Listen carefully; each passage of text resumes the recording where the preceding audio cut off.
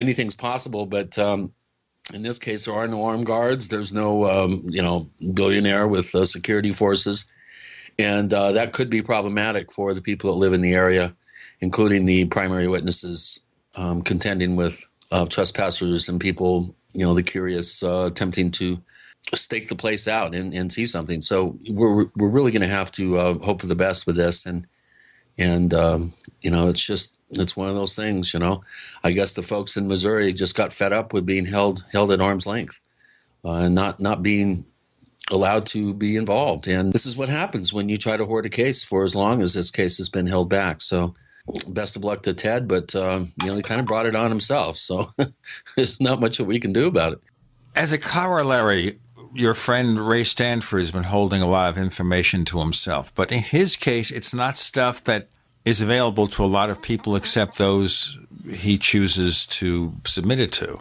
Well, yes and no. I mean, again, he's planning on allowing this information to be made public. He's working on a book. He's also working on an updated version of the Socorro book, which he released back in the mid-'70s. There's been a bit of new information based on his trip with James Fox to the National Archives, finding the letter that proves that the symbol for many years that was thought to have been seen on the craft was purposefully, changed. And Zamora signed off on it to keep it secret so that if the correct symbol ever showed up, they would know that it was a real sighting.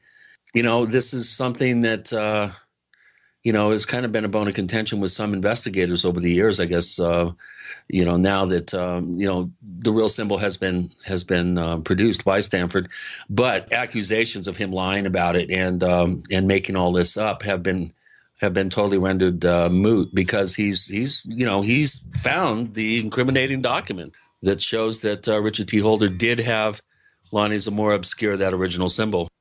I just wonder, though, how many sightings this happens with, where one piece of key information is withheld. As fact checkers, we know this apparently happens with some abductions, where some aspect of the abduction is common to a number of them, but we don't hear what that is. Yeah, I think it happens. I personally, over the years that I've been out in the field, I have not done that. I do have some, red flags that I look for and don't tell anybody about them. But I have never purposely myself withheld any sort of information for fear of it being used as some sort of fuel for hoaxes or people that want to cause a stir within the field. I can't really answer that from a place of authority. This is the only case that I'm aware of where the witness was actually asked to sign a false statement. In other words, the drawing that Lonnie was asked to make of the false symbol, he signed at the behest of Army Officer Richard Holder, and that's the only case of that sort that I've ever heard of. Zamora was he was pretty freaked out by the sighting, and I think he as being a patriotic American, when the government asked him to do something, he did it. And Hynek and Stanford went along with this, thinking that this was a good, thinking that if there were any more legitimate sightings and people described the actual real symbol, that they would instantly be alerted this was a real event. In the meantime, Ray has been doing some work on what that real symbol, which was an upside down V with 3 straight lines going across it. He's been trying to figure out why that symbol was there and what it might mean. And he's actually getting set to release an analysis of the symbol. And Ben Moss, who is a Maryland MUFON member who's been seen lately on this Hangar One show, he's one of the few voices of sanity out there in that particular production, in my estimation. But they've come up with a pretty interesting analysis of what that symbol could have meant. And it looks like it was some sort of warning symbol to warn anyone nearby when this thing was taken off to stand clear. That's one possible explanation. So they've been working on coming up with some sort of written analysis to be released. I look forward to seeing it, and we'll have to get Ray back on the show when he's ready with this and see what he has to say. We're going to bring back a guest who hasn't been with us for a number of months, and he's one of our favorite. He's the one and only, because there can be no substitutes, Nick Redfern. Now, this is one thick book. With the index, it has 438 pages, okay? It's called Secret History, and there's a subtitle, Conspiracies from Ancient Aliens to the New World Order. Each topic gets its own chapter. It's a really great read, really fascinating book. And it's one of those books that you really don't have to read in one sitting or two sittings. You take a topic, you read the chapter, get on with your business. A little bit later, you pick up another chapter, and you continue. Of course, you may start reading 3 or 4 chapters, and within a night or a day and a night, you'll finish the book. Right. So I'll keep this short and sweet. If you want to be able to hear our second radio show after the Paracast and get the ad-free version of the Paracast, sign up for the Paracast Plus at plus.theparacast.com, plus.theparacast.com. If you sign up for 1 year or more, you get a free copy of Chris O'Brien's Stalking the Tricksters for a limited time, plus.theparacast.com. Nick Redfern with Gene and Chris coming. You're in the Paracast. You're fired. According to the Small Business Administration, 75% of small businesses plan to eliminate jobs or reduce workers' hours to part-time. You're fired. According to Gallup, the unemployment rate recently jumped to nearly 9%, and the underemployment rate hit a staggering 17.9%. You're fired. 1 out of 3 young adults and 1 out of 2 recent college graduates are underemployed. Hello, I'm Keith Abel, a pharmacist and a home business entrepreneur. In 2011, I became one of those statistics myself. Instead of looking for another job in corporate America, I joined Dr. Joel Wallach, the Dead Doctors Don't Lie guy. We're creating steady incomes for ourselves and would like to show you how to do the same. If you want to supplement your current income, replace your income, so you don't have to become one of the statistics, then give me a call toll-free at 866-257-3105, 866-257-3105. You're fired. Don't wait till you hear those words. Start creating an extra income today. 866-257-3105. Honey, it's time for dinner. What are you doing over there on your computer? I'm shopping for a new wallet. Mine is falling apart. Hey, did you know there's a company called ID Stronghold that makes shielded wallets to prevent electronic pickpocketing? Oh, I didn't realize there was such a thing as electronic pickpocketing. What is that? Well, apparently, many of the new credit and debit cards being issued have radio chips inside them called RFID that transmit our banking information to card readers when we pay. Unfortunately, a bad guy can also get one of these readers and go around the city scanning people, collecting their credit card numbers and personal information without us knowing it. Wow, that sounds scary. Since you're getting a new wallet anyway, you should definitely get an ID Stronghold shielded wallet. Are they more expensive? No. In fact, I can get a shielded leather wallet from IDStronghold.com for the same price or less than regular unshielded wallets from other stores. Sounds great. My wallet isn't falling apart yet, but let me pick one out too. I want to be protected, and these wallets at IDStronghold.com look fantastic. Don't complain about your cable bill going up and up and up. Do something about it. Grab a pencil and jot down this special number, 1-855-905-MY-TV. The more cable TV rates go up, the better digital satellite TV looks. Say goodbye to the cable guy and get more of your favorite channels in 100% digital quality for less money. Call 1-855-905-MY-TV. Sign up for packages starting as low as $19.99, and there's no equipment to buy. You get free HD TV upgrade, a free DVR upgrade, and free professional installation. You control what you watch when you watch it. Record your favorite shows, pause and rewind live TV, even skip the commercials. Watch local channels too. At just $19.99, what are you waiting for? Pull out your major credit or debit card. Call 1-855-905-MY-TV. 1-855-905-MY-TV. Say goodbye to the cable guy. Cut costs and get more. 1-855-905-MY-TV. 1-855-905-MY-TV. Uvia needed financing to grow her restaurant business, but her bank simply didn't understand. I was frustrated. Uvia found On Deck Business Loans. On Deck did it for me. I called on Saturday, and I had $50,000 in my account on Monday morning. How about the terms? Incredibly easy. It doesn't mess with your cash flow. On Deck changed everything. This company, On Deck, is going to be there for me. Was it a good move? I'm looking to increase sales probably 30%.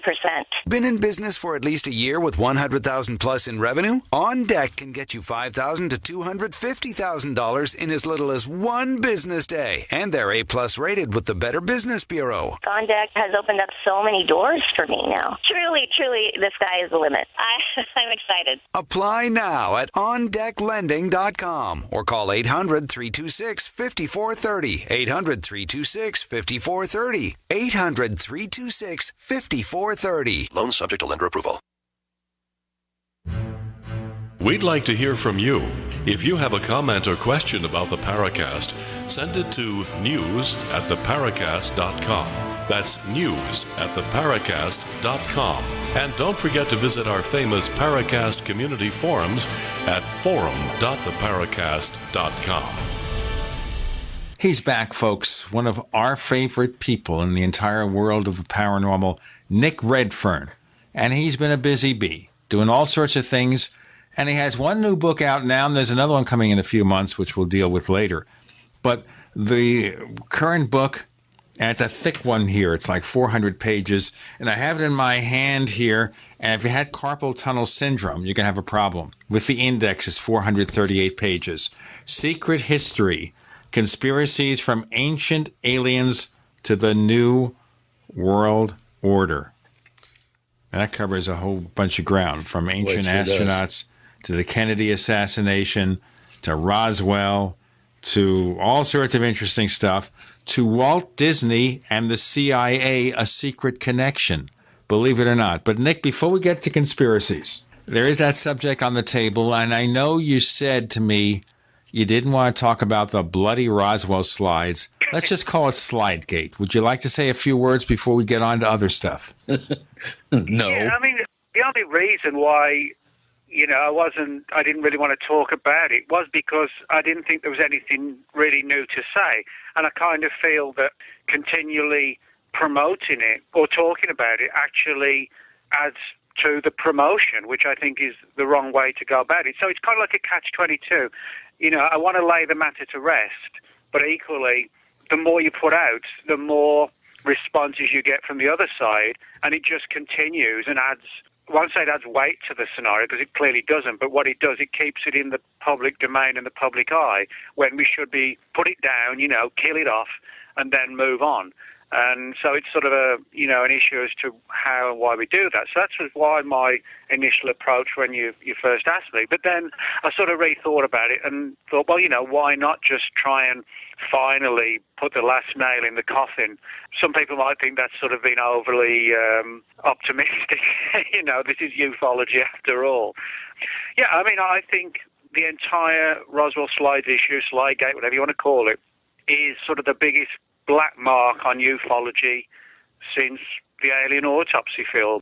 And I think ufology hasn't learned a lesson, in the sense that things like this will keep happening. It's inevitable.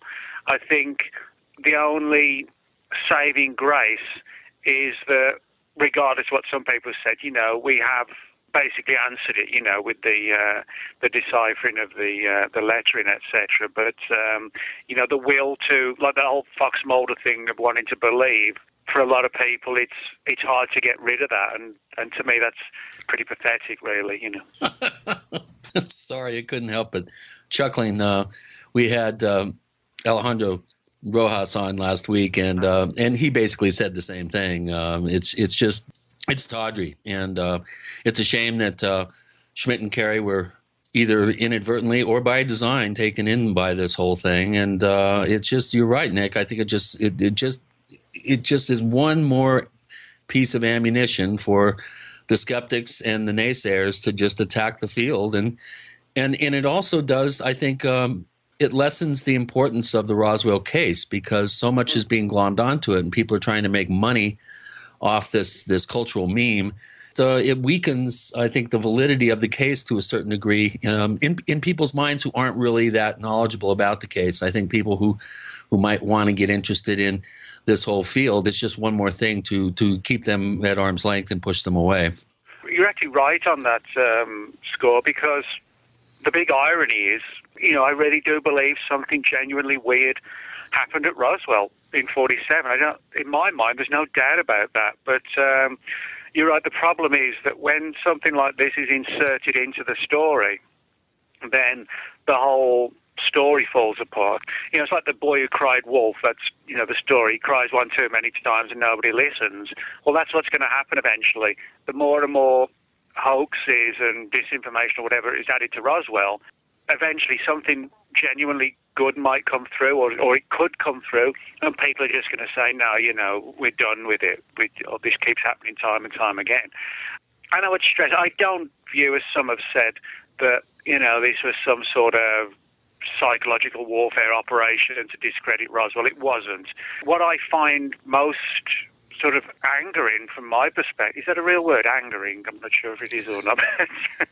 The most angering thing from my perspective is, when we had the unveiling of the slides in Mexico on May 5, well, within like 72 hours, maybe less, the placard had been deciphered, the body of a mummified child or boy or whatever it said.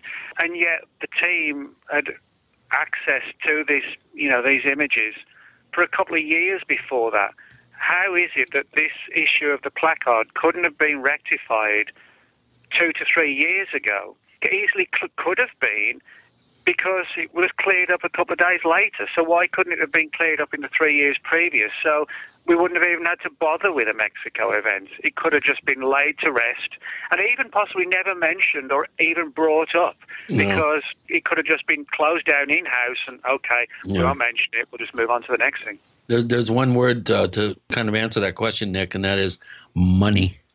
Well, the problem is, I've heard this, I'm kind of viewing it more as incompetence, and the reason why I say that is because if it was about money, then inevitably the slides would have been released, because people are going to, the only way to get money would be to sell the slides or show them. But to do that, it's all going to fall apart, because the placard again would be shown and somebody would decipher it. So, that's why I don't think it actually was all about money, because I don't see how money could have been earned, as I said, without unveiling the placard. And when the placard gets unveiled, it's shown not to be the real thing. So, that's sort of my thinking. Now, I'd like to know the full story as to who exactly it was, not necessarily companies, but who personally tried to decipher the placard and got nowhere.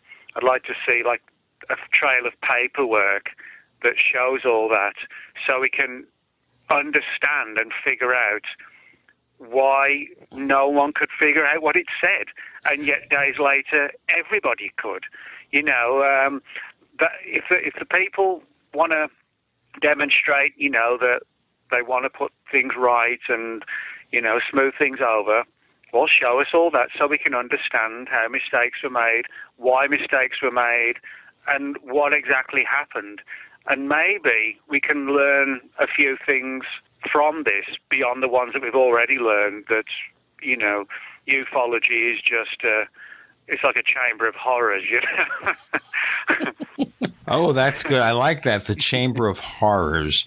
Yeah, in fact, we can write a book, Ufology, the Chamber of Horrors, or do a documentary film. Somebody, not that I'm going to do, but somebody could actually write a book about the Roswell slides, not from the perspective of, what the slides are and what they might be, but sort of like a circus of horrors study of ufology. I have an idea, Nick. The attack of the killer Roswell slides doesn't make it. Oh, well. Or the 50-foot tall killer Roswell slides. Okay. Gene and Chris and Nick Redfern, you're in the Paracast.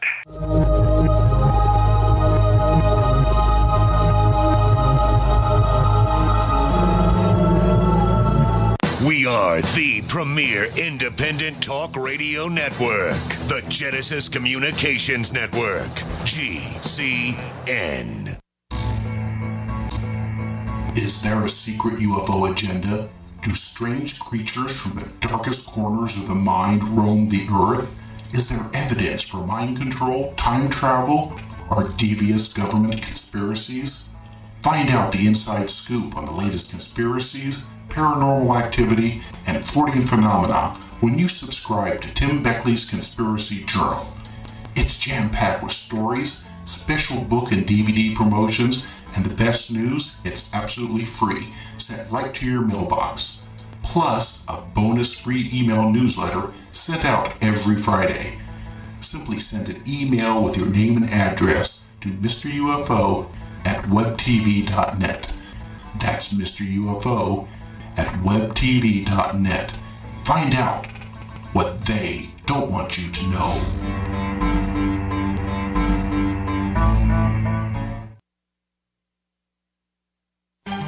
Hi, John Hubner from Midas Resources. Are you tired of watching your hard-earned assets dwindle away? As government spending is out of hand and the Federal Reserve is creating in excess of $20 billion a week, are you tired of stockbrokers gambling away your hard-earned money? Is this market a setup for a crash greater than 1987? Too many of today's policies resemble those that led to the collapse of 1929. This is John Hubner, and that was me in 2007. And we all know what happened when the subprime credit bubble burst. By March 2009, the dollar lost 50% of its value. The entire U.S. banking system was on the verge of collapsing. Like all financial problems of the past, is history about to repeat itself? Call me, John Hubner, at 1-800-686-2237, extension 129, before it's too late to protect yourself. Will the oncoming catastrophe take all private IRAs, 401ks with it? There is a way to protect your hard-earned assets. Call me, John Hubner, at 1-800-686-2237, extension 129.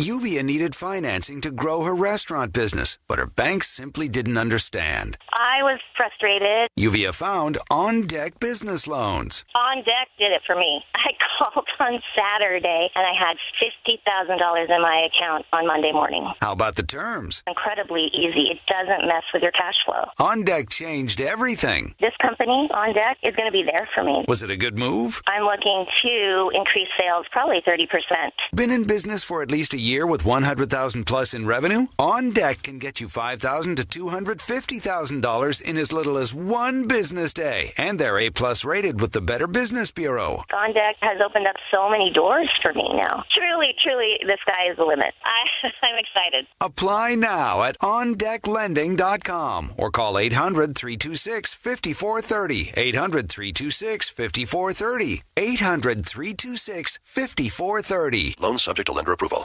Honey, it's time for dinner. What are you doing over there on your computer? I'm shopping for a new wallet. Mine is falling apart. Hey, did you know there's a company called ID Stronghold that makes shielded wallets to prevent electronic pickpocketing? Oh, I didn't realize there was such a thing as electronic pickpocketing. What is that? Well, apparently, many of the new credit and debit cards being issued have radio chips inside them called RFID that transmit our banking information to card readers when we pay.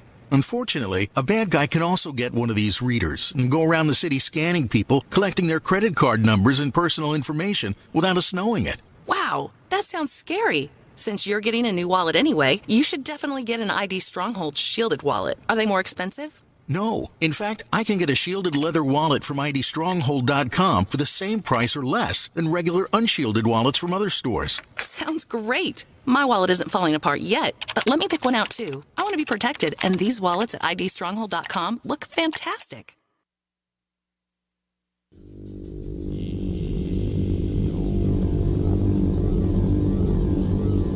This is Jacques Vallée.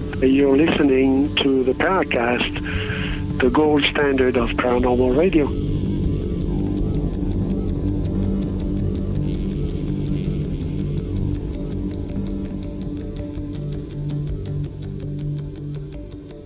Nick Redfern is one of the best people doing the Paracast, so we keep asking him. We do not invite Nick Redfern on the show just to talk about how well he does our stinger.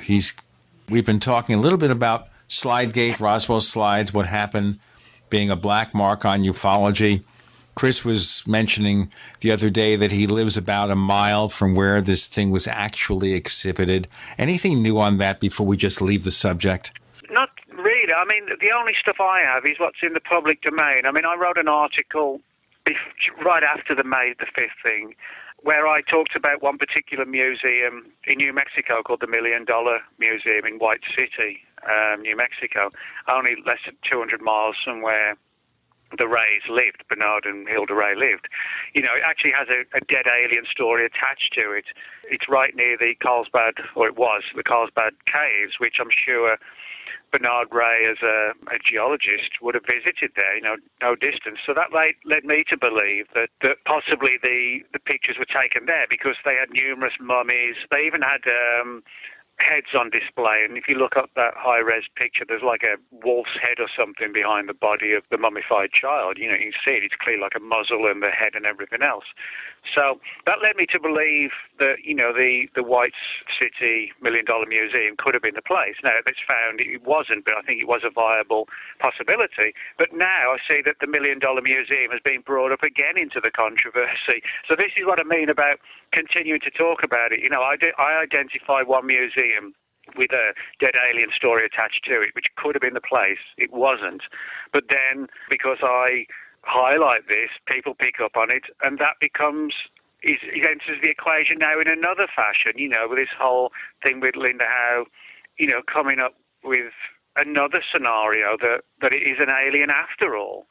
So this is what I mean about the more you speak about it, it doesn't lay things to rest. It adds another tier, another layer to it. So it's endless. But I mean, there are some issues about it that still interest me for personal reasons, like, for example, the alleged computer hacking thing, Would you explain to our listeners what that is all about? Because we haven't covered it very much. I mean, even for me, it's sort of difficult to explain and understand, but I'll do my best so you'll get... What you'll get is basically what I know, to be sure. What happened was that not sort of close to about a year ago now, I think it was July or August of last year, Tony Bragalia, who was not exactly part of the Dream Team, but who was sort of working, with them and alongside them and doing his own stuff as well into the slides, said that he'd been essentially hacked. What happened was that he received an initial email from a guy who used the alias of A Glass Darkly. That was the name he used. And he had a Safe Mail account, which anybody who knows about email, Safe Mail, which operates out of Israel, is a very good way to sort of protect your identity and, use a pseudonym and, protect yourself, etc., etc. Now, what Tony said that happened, or he was told by his sort of IT people, was that the process of him opening the email allowed this A Glass Darkly person to get into his accounts or possibly even into his entire whatever it was he got, the tablet, laptop, whatever, I don't know. And from there, at the time, I was corresponding with Tony and with Rich Reynolds of UFO Conjectures. And what happened was that then this person, A Glass Darkly, began sending me and Rich emails. And some of them were just random emails that he sent. He actually sent me a weird poem once about flying saucers, which was very sort of a strange thing to do. But what would sometimes happen, and this is why me and Rich suspected we may have been sort of subjected to some sort of, I don't know if you would call it hacking or what you would call it, but what happened was that me and Rich would send emails to each other back and forth about the Roswell slides. It would just be like sent by me, Rich would receive it, and he would hit reply. So it was like that. No, there were no BCCs, no CCs, nothing like that. But then randomly throughout the day, we would get emails from this person, A Glass Darkly, sometimes actually responding to the emails we sent, other times just sending his own emails, but in both cases talking about the things that me and Rich had privately discussed. So that led us to believe that this person was, watching our account or something. Now, no damage was done to anyone's systems at all, as far as I know.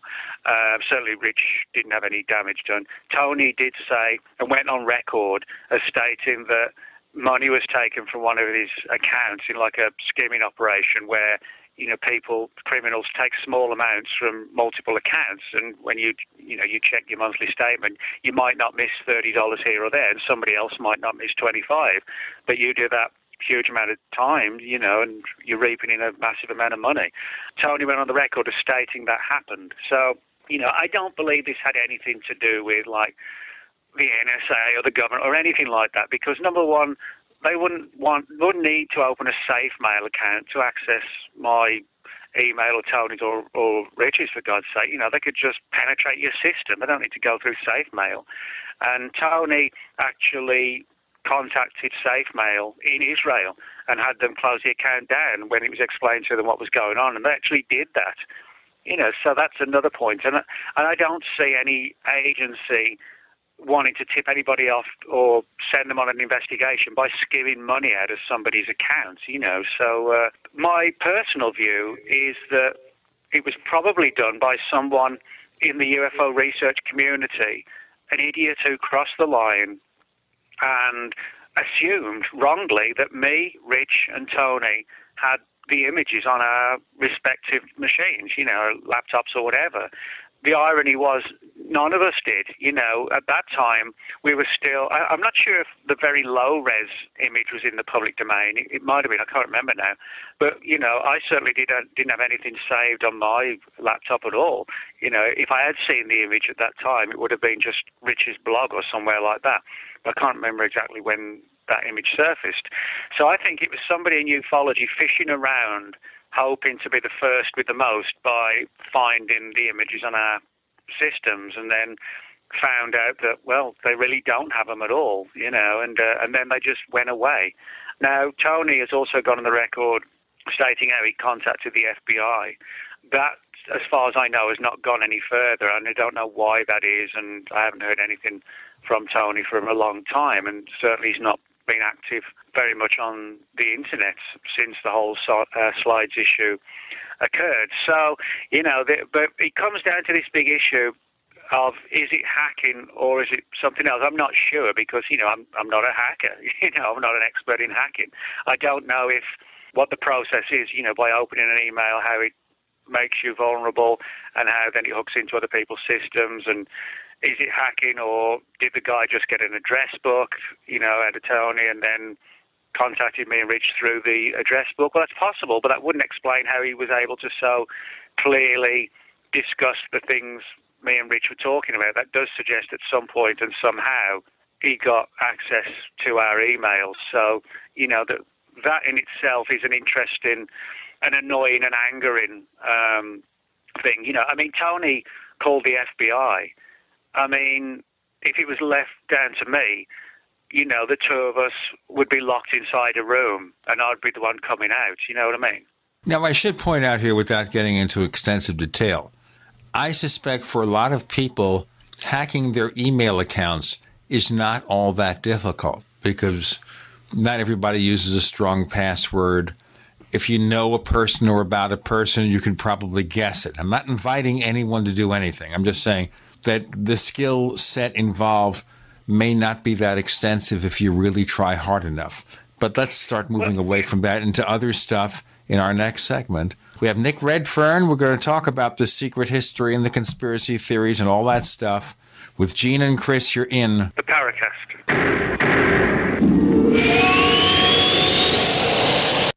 Free from the shackles of corporate America, we're the place for independent thinkers. GCN. Attack of the Rockoids has been well received by critics and readers alike. It's a thrill-a-minute story you'll never forget. A former U.S. military intelligence officer is haunted by intense dreams about a beautiful woman pleading for his help after a terrible battle in outer space. But the dreams turn out to be true and thrust him into a telepathic love affair with a woman whose faraway planet is intent on destroying the Earth. And now the gripping tale continues in The Coming of the Protectors. It's the second book of the Rockoids trilogy, a galaxy-spanning adventure that pits our hapless heroes against powerful, fanatical enemies that threaten the lives of freedom-loving beings everywhere. Attack of the Rockoids and The Coming of the Protectors. Classic science fiction at its best, available now. For more details, visit rockoids.com.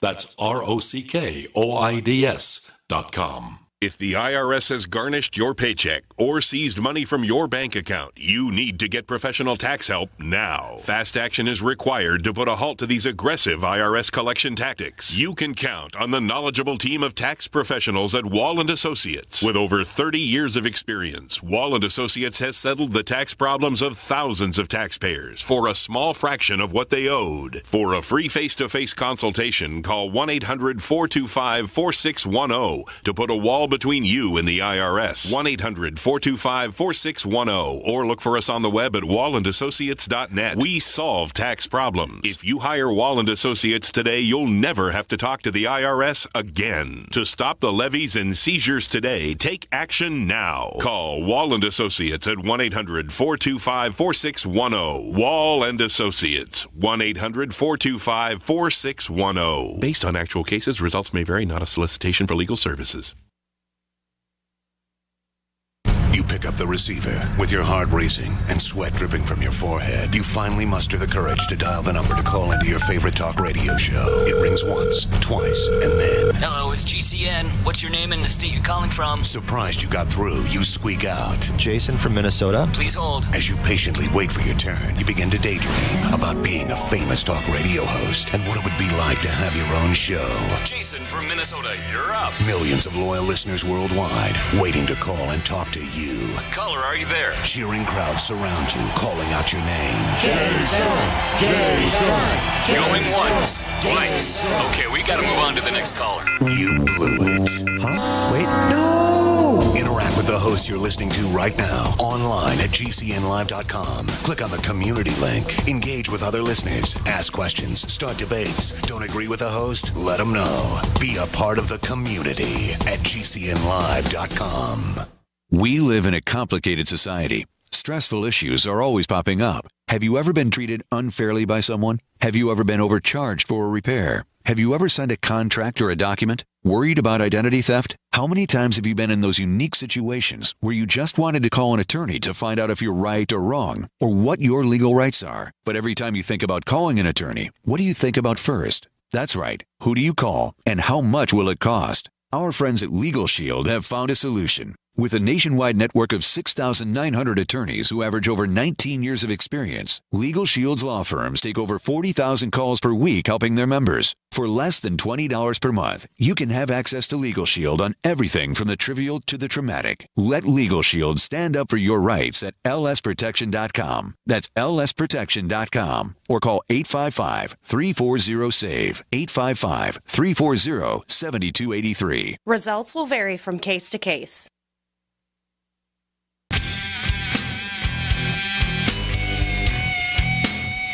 This is Kurt Sutherland, the author of UFO Mysteries, and you're listening to the Paracast. So we've been talking about Slidegate, about the hacking. Now, let me ask you a question here, Nick Redfern. With this hacking or possible hacking episode, I presume you changed your passwords and all that other stuff, right? Oh, well, I do all that regularly, and... But I mean, and I have full internet, protection, obviously, multiple stuff and all sorts. But I guess somebody who's a skilled hacker can get in anything, really. I do think that that something was. I mean, obviously something was going on. Now, when you talk about passwords and things like that, the story that Tony was given, it wasn't like the guy hacked into his system and penetrated his password. He was told by the IT people, I think it was, that he dealt with, that it was the process of opening that person's email that allowed them access. Now, that's, I understand if somebody gets your password, obviously, everybody understands that they can get in your system. But I'm not sure the specifics of how, if you sent me an email and I opened it, how that would allow you access to my machine. As a matter of fact, here's how it works. It's not so much opening the email, usually, as clicking a link in the email. Here's something, Nick, I want you to see. And you click on it, and it doesn't happen so much with Macs as with Windows computers. But there are ways to do that, or to fool you into going to a website and they grab it. It's what they call social engineering, so it's possible. Now, the other thing that a lot of people don't know, but I've mentioned this in a couple of interviews, and there's a reason why I would have noticed it, is that in a number of the emails sent by this person, A Glass Darkly, to me, Rich and Tony, he spelled words in English, like the word colour it over here is C-O-L-O-R. In the UK, it's C-O-L-O-U-R. And a lot of English words have the U in, like flavour and colour and stuff like that. Now, I can't remember if that was on the specific words, but there were certain words for sure that he spelled in an English fashion and used a couple of English phrases. Now, that either meant one of two things. Either he was English, or he specifically knew I was English and thought he'd just play around a little bit and make me think he was English by spelling words in a way that he would realise that I would instantly notice it, you see what I mean? So it could have been like a bit of a mind game thing, or it could have really been a bit of a tip-off to the fact that he was English and possibly in England. I mean, an English guy, Ross Evans, he was hacked. So maybe there's a tie in there, I don't know. So there are a few intriguing ways in which we can learn a little bit more about this whole situation. I noticed that the other day when I was sort of surfing around the forum, there was like a section on there where all to do with like the hacking issues related to the Roswell slides and a few things I didn't know where, people were bringing up different scenarios and whatever. It will never end. Well, it won't end because, it's like with the alien autopsy film. Some people are still talking about that today and, believe it to be the real thing. The irony is, the alien autopsy film, I'm 100% sure, doesn't show a dead alien. It doesn't even show anything that ever lived. But I can assure you we don't have the full story of the alien autopsy film. That the full story that Ray Santilli told is not the full story. I can assure you of that. And that'll happen with the slides. We'll never get to the bottom of it. There we go. We leave that subject now with Nick Redfern. Let's talk about the book. Secret History, Conspiracies from Ancient Aliens to the New World Order. Now, before we get into some of the stories you have in the book, I wanted to look at what was written by your PR person. History is written by the winners and the powerful, but how much of it is fiction? And that's something I always worry about with regard to history, which is, are we getting the real version of what's happened or just the sanitized version?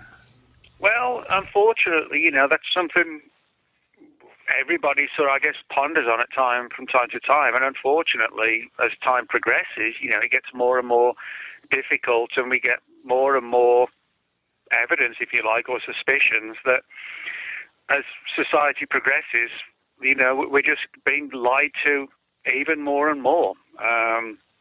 And it just goes on. And I think we'd be quite surprised, really, if we were to sort of see, the full picture of multiple things that have happened in the past and how, if we had access to the full picture, it would sort of radically alter things. But, that's sort of a good phrase they came up with because it's true, whoever wins dictates the details of the story, essentially. The losers often get forgotten. And an established scenario becomes accepted. Well, even now we're still debating the actual history of the Iraq War. Yeah, and that's sort of, we're talking, just over a decade or so, and but things like the weapons of mass destruction, that's still an ongoing debate, really, and, the whole issue of Saddam Hussein and his ability to do this or to do that, and then, of course, that spills over into, Afghanistan and Bin Laden's body. And, people just have a lot of questions. And the reason they have a lot of questions is because they don't have a lot of answers. Well, and, of course, Bush's assertion that the war is only going to cost $50 billion and Iraqi oil will pay for it all. And now we're staring at about $3 trillion and God knows how much money to help support the returning vets, who many of whom were injured and need serious medical help and medical help for the rest of their lives. So we really can't even put a price tag on it. And when was the last time, Nick, that you heard any mention of Iraqi oil? How many millions and millions of barrels of oil have been have been pumped out of the ground, and what happened to all that money, and why is the country in bombed back to the Stone Age, and there's no electricity in places, no clean water, the infrastructure has totally been trashed. Upwards of 1 million Iraqis were killed and wounded. It's horrible, and yet you never hear about what's going on with all the revenues generated by the Iraqi oil. Well, I think a lot of it comes down to, we're reliant on how the mainstream large-scale media reports things for the most part, and unfortunately, if the media doesn't report on things, we don't get to know. And I think one of the disturbing things that I've seen sort of around the world in terms of the mainstream media is that very often, I'm not painting them all with the same brush by any means, but sort of large-scale, intensive, investigative journalism seems very much to have gone out the window in terms of a lot of newspapers. Today it's just about, well, here's the press release, and the press release gets published, but that's not investigating something, that's just parrot fashioning it. And I think those days need to come back, the days of sort of, the beat journalists, investigative journalists going around and knocking on doors and, chasing every beat down. The days of Woodward and Bernstein are over. Yeah. Well, they're only over if people allow them to be over. No. An analogy is that, somebody said to me the other day, that totally different subject, but this whole issue of, in the future we're all going to be implanted. And the guy said, well, there's no way to stop it. I said, well, of course there's a way to stop it. Everybody in the country, 300 million people, just say no. Right. So it's easy to do things like that. It's easy for the entire population never to be implanted. You just say no. And there's no way to take on 300 million people. So that's what it requires. It requires people to not hide behind the curtains, as individuals, but if you want to change something, you change it. It'd be nice to have more honesty, at least in American politics. Obama, of course, ran on a platform of having the most transparent administration ever, promised this, and the exact opposite has happened. It's been one of the most hidden and secretive of all administrations. And it just, I think it just is an indication of where we're going in this country. I think the secrets are getting more prevalent. The secrecy and the classification of secrecy, I think, is becoming institutionalized to a point where it's extremely unhealthy. And I think this whole idea of accountability and transparency is a real major issue that I don't think enough people are really indignant enough about in the country. I think that there's a real need for people to stand up and demand accountability and demand transparency from their politicians and our leaders. And I just don't see it happening. In fact, I think the reverse is happening. We have a transparent break for you folks, and then we'll have more of this discussion with Nick Redfern, author of Secret History. With Gene and Chris, you're in the Paracast.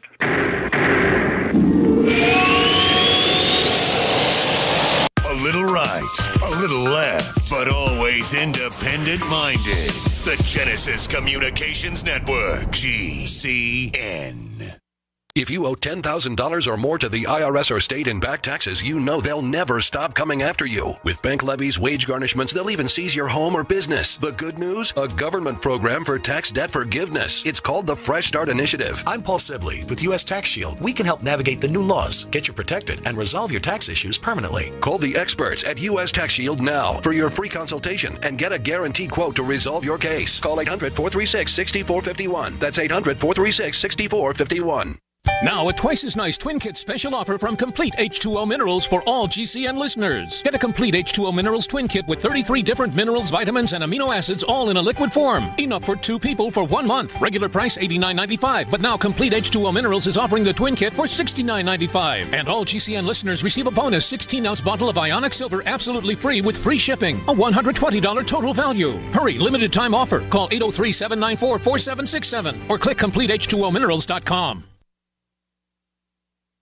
For over 5 years, you've been hearing about the Berkey Guy, so you may know a few things about him. For example, you are well aware of the superior quality and effectiveness of Berkey water filters and accessories. But did you know the Berkeys have had independent lab tests done to prove just how effective they are? It's true, and he can email you the test results. Just visit goberkey.com. You may also know that the Berkey Guy has helped tens of thousands of people get better prepared. Now here's something you may not know. GoBerkey.com has amazing specials and deals all the time on a wide variety of survival and preparedness products. Most ready to ship same day. Visit the Berkey Guy at GoBerkey.com and be sure to click the red Products on Sale Now button. You can always call toll-free 877-886-3653. Again, that's 877-886-3653.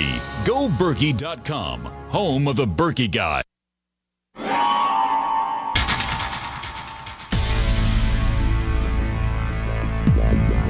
Welcome back to the Paracast, the gold standard of paranormal radio. And now, here's Gene Steinberg. Nick Redfern, author of Secret History, Conspiracies from Ancient Aliens to the New World Order, with Gene and Chris, and now we're getting deep and dirty into those conspiracies, into the way we look at our world and what might be really going on. Chris made a comment before we did our break, Nick. Let's have a transparent comment from Nick Redfern. Well, yeah, I think this is something that's all around the world. There seems to be this culture of it's important to go down almost like a 1984 Orwellian pathway. You know, not with jackbooted troops knocking the doors down and burning books. It's almost like a slow, unstoppable progression into a worldwide surveillance state. That seems to be how things are going, with little things introduced here and little things introduced there. It's like you don't notice it until it creeps up and you think, wow, the world's completely different to how it was 20 years ago. But you didn't really notice it happening, and that's the dangerous thing when it occurs like that. Transparency goes away, secrecy increases, more and more sort of rights and privacy laws are eroded, and then you find, well, that's where you are. You're sort of far down the line, and what the hell happened in between, that kind of thing. Right. Well, it's like the old axiom, when they came and took away the Jews, I didn't say anything because I wasn't Jewish. And then when they came and took away the gypsies, I didn't say anything because I wasn't a gypsy. And when they came and took me away, nobody said anything because it's very disheartening, I think. And, I think the younger people who don't know any better, I think it's kind of normal for them. And that's this creeping institutionalization of secrecy and of surveillance, I think is kind of commonplace for young people. They've already become sort of numb to it, and that makes it easier for the powers that be to enact their Freedom Acts and their Patriot Acts and these types of disingenuous sounding, oxymoron legislation. I just read a thing this morning about. I think police are requisitioning bayonets from the government now. Now, what the heck is a police force? A domestic police force need a bayonet for, or bayonets. We're seeing a militarization of police.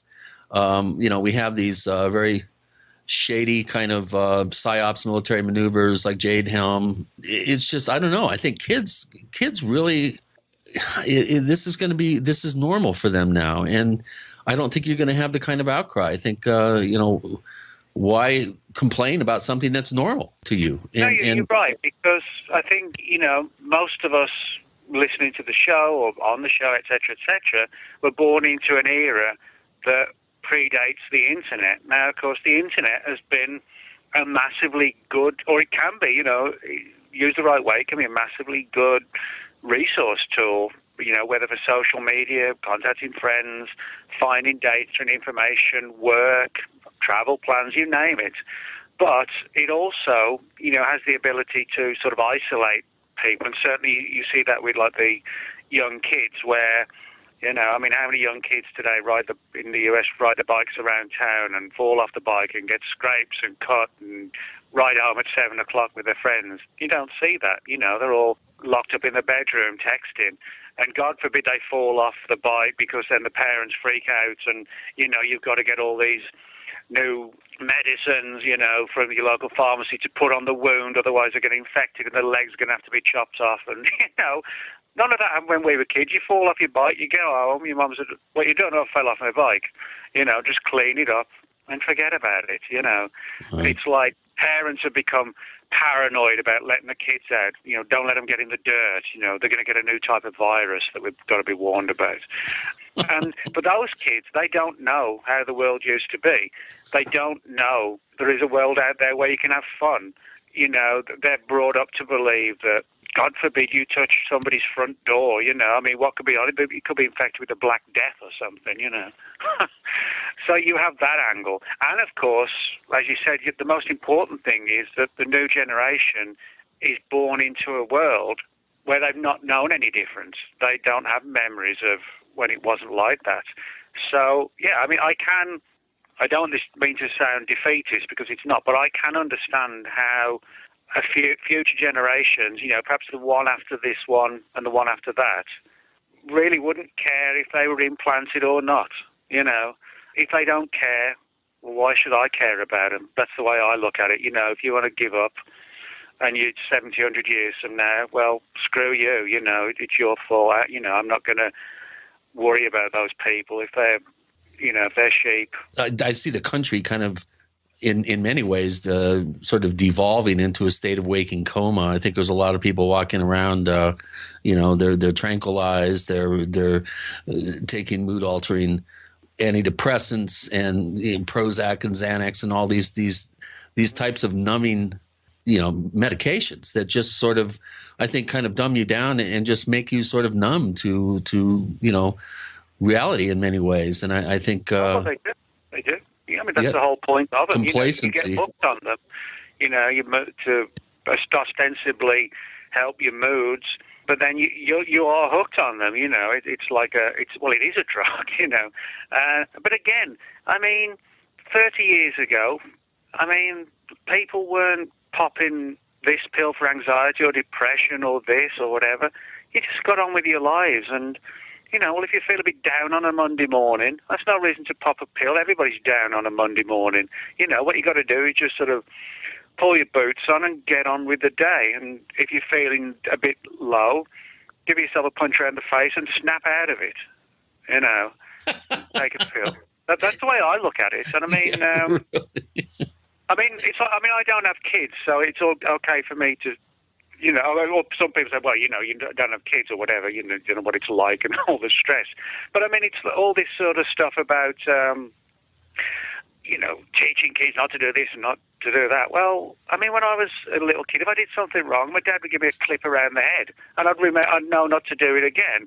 Today, the parents would be hauled off before, whoever and threatened with the kids being taken away from them. Well, it never hurt me if I got a clip around the ear or whatever because I pulled next door's fence over trying to climb it or something, you know what I mean?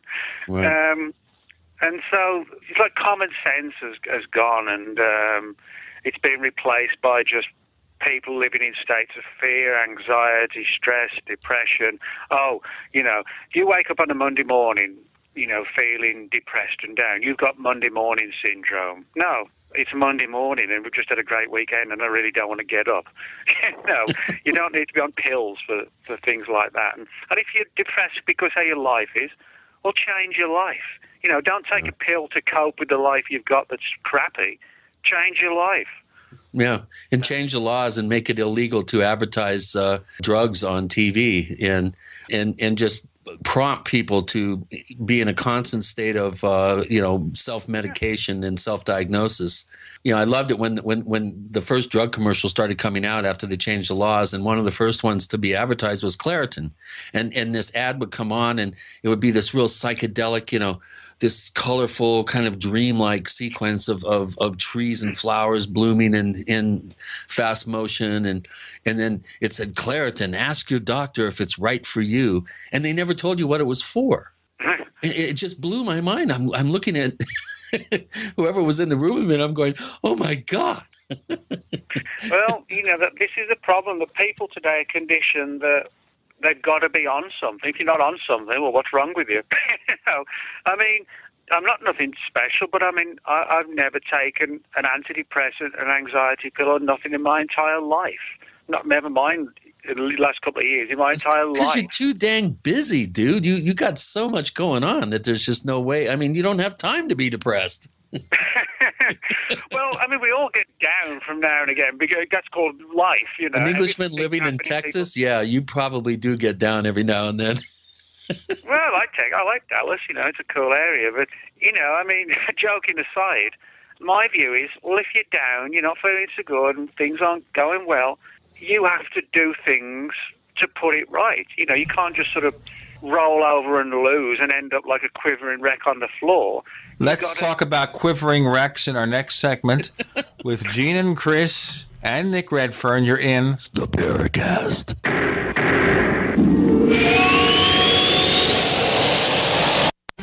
Gold isn't for you? Ted Anderson, president of Midas Resources, one of the world's premier gold and precious metal investing firms. I get it. You wouldn't buy gold if you believed that the government is doing a great job, that the Fed will stop handing out trillions of dollars like bailout candy, that Social Security would be there for you. That's not what's happening. You might even pass on gold if the stimulus package wouldn't fuel inflation, or that the dollar wouldn't lose value, or that your retirement would be secure. If all looks rosy to you, then now is not the time to buy gold. For the realist, there have never been more sobering reasons to diversify with gold. Since 2001, the U.S. dollar index has tanked 30% while gold has risen 300%. Right now, savvy investors are adding gold to their portfolios. You should too. Find out what they know. Call us and I'll send you 10 reasons why gold will do very well, free. 800-686-2237. 800-686-2237.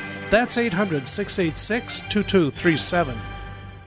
Ouch! My back is out again. Hi, Dr. Ortman with Wellspring Spinal Care. If you're experiencing neck, mid, or lower back pain, this information is for you. One of the complaints that I hear is patients receive their typical adjustment, only having to repeat them as the pain returns. Putting the bones back in place is only half of the battle. At Wellspring Spinal Care, we have the entire solution. We use the NUCA approach, utilizing three-dimensional x-rays and gentle touch technology to deliver specific correction. We then design a custom nutritional supplement program which provides essential nutrients targeting the areas of concern. With a NUCA approach and proper nutrition, you'll be on your way to a faster and more permanent recovery. To get you on the road to wellness, visit drortman.com. That's drortman.com, or call us today, 952-303-9124. That's 952-303-9124. Wellspring Spinal Care, chiropractic done right. It's very easy to be a criminal. All you need to burglarize a home is one simple household tool, a pair of scissors. If your home security system can be compromised by a criminal using scissors, then you're making it easy for them. Almost every home security system, even those sold by big-name companies, has a weakness: the phone line. You shell out $1,500, get locked into a long-term contract, and think you're safe. But a burglar can destroy your alarm in seconds with one snip. And when a burglar cuts your phone line, you're defenseless. Simply Safe Home Security is the smarter choice. Built by Harvard engineers, Simply Safe uses a wireless connection to call the cops. Scissors can't cut it, and that means your home stays safe. 24/7 professional monitoring is under $15 a month with no contract. Simply Safe Home Security keeps you safer than the other guys for half the cost. Protect your home with the alarm you can trust. Simply Safe. Go to simplysafedefense.com now for an exclusive 10% offer. That's simplysafedefense.com.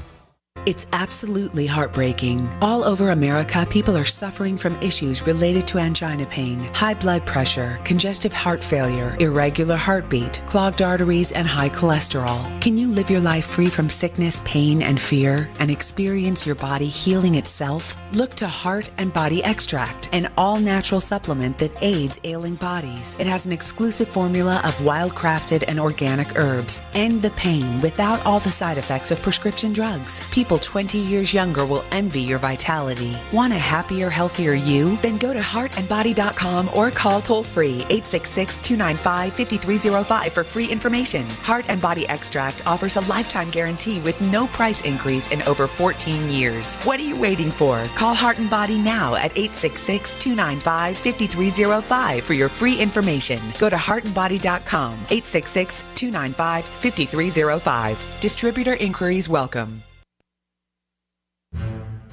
We'd like to hear from you. If you have a comment or question about the Paracast, send it to news@theparacast.com. That's news@theparacast.com. And don't forget to visit our famous Paracast community forums at forum.theparacast.com. This is the Quivering Rex show. I don't think so.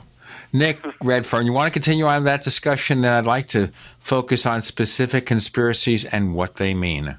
Yeah, that's fine. Yeah. I think people need to sort of wake up, go back to actually using common sense, stop being paranoid about touching doorknobs and sinks, and get the kids out of the house, show them the real world, whether they like it or not, and try and get back some semblance of how things were in the past. And I'm not saying that, out of nostalgia or anything like that. It's just because, okay, technology-wise, we might be far more advanced today, but we've lost humanity to a degree. We've lost our social interaction. I don't call social interaction texting. Yeah. To me, social interaction is what I do, which is like Friday night down the pub, Saturday night go and see a band, Sunday night out with a girlfriend, whatever. That to me is social interaction. Not playing video games.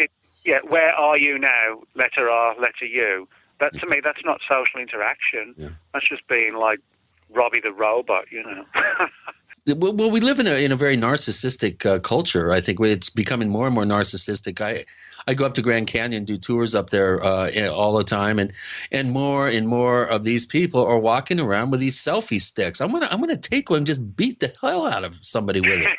I really do. It to me, it's the most. Back in the 60s, you kind of judge the progress of a culture by, the types of the expansion of language and words. And back then it was ego trip and freak out and kind of the terms that, sort of summed up the times. And in today's day and age, it's selfie and twerking and, all these very narcissistic kind of bizarre sort of, again, narcissistic is the only word I can think of. And people have to start waking up.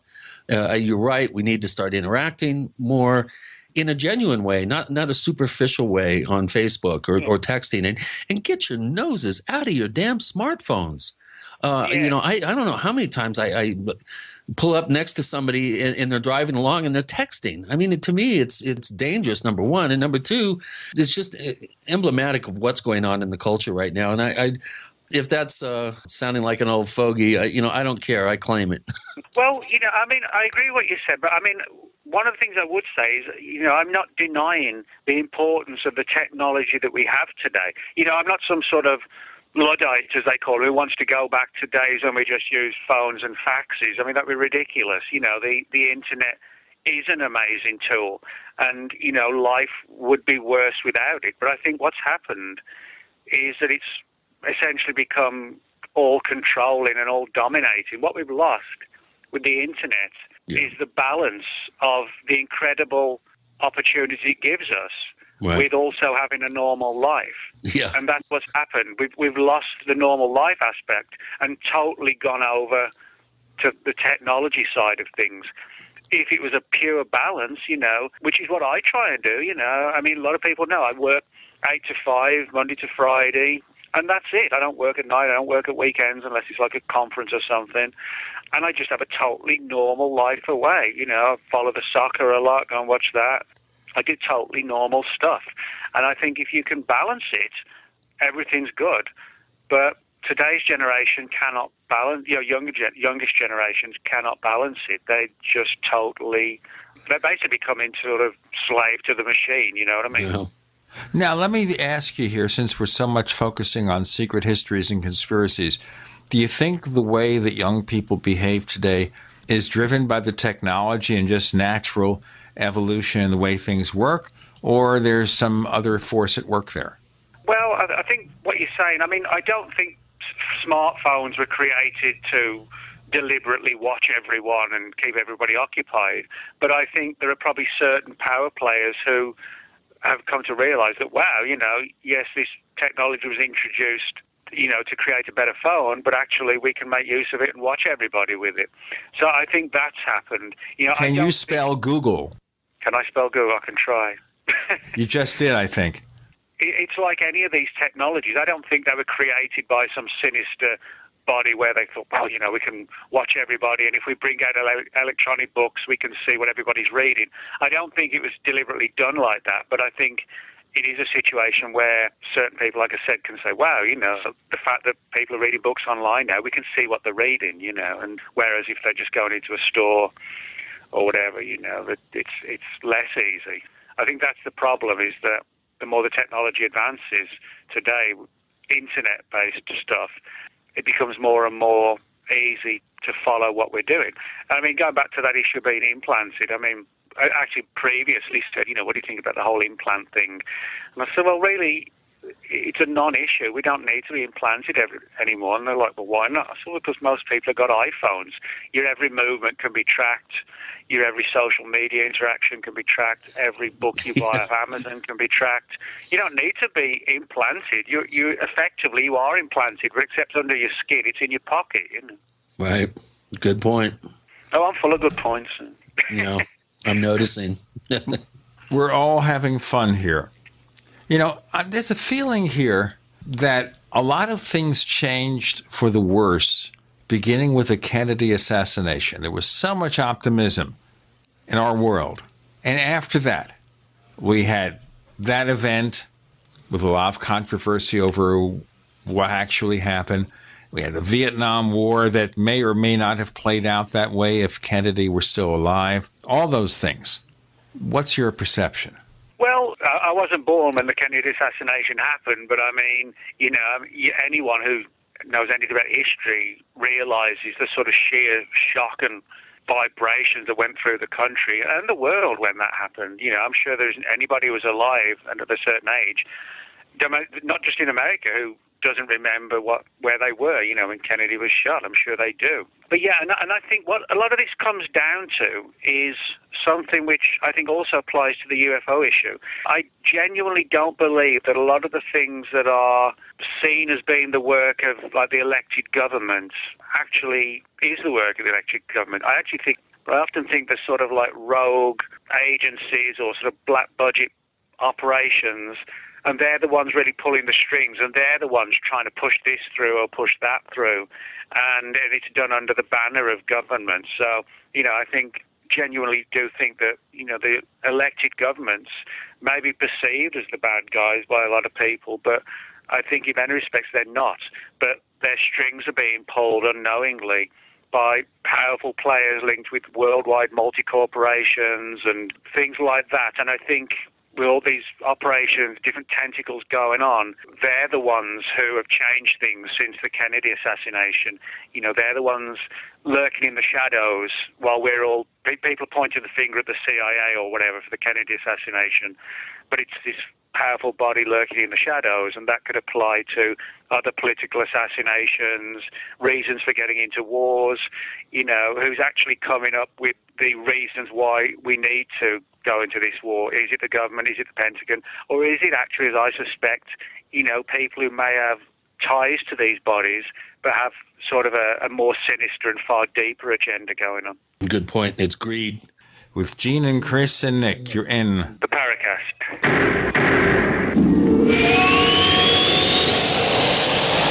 Independently leading the way for the nation.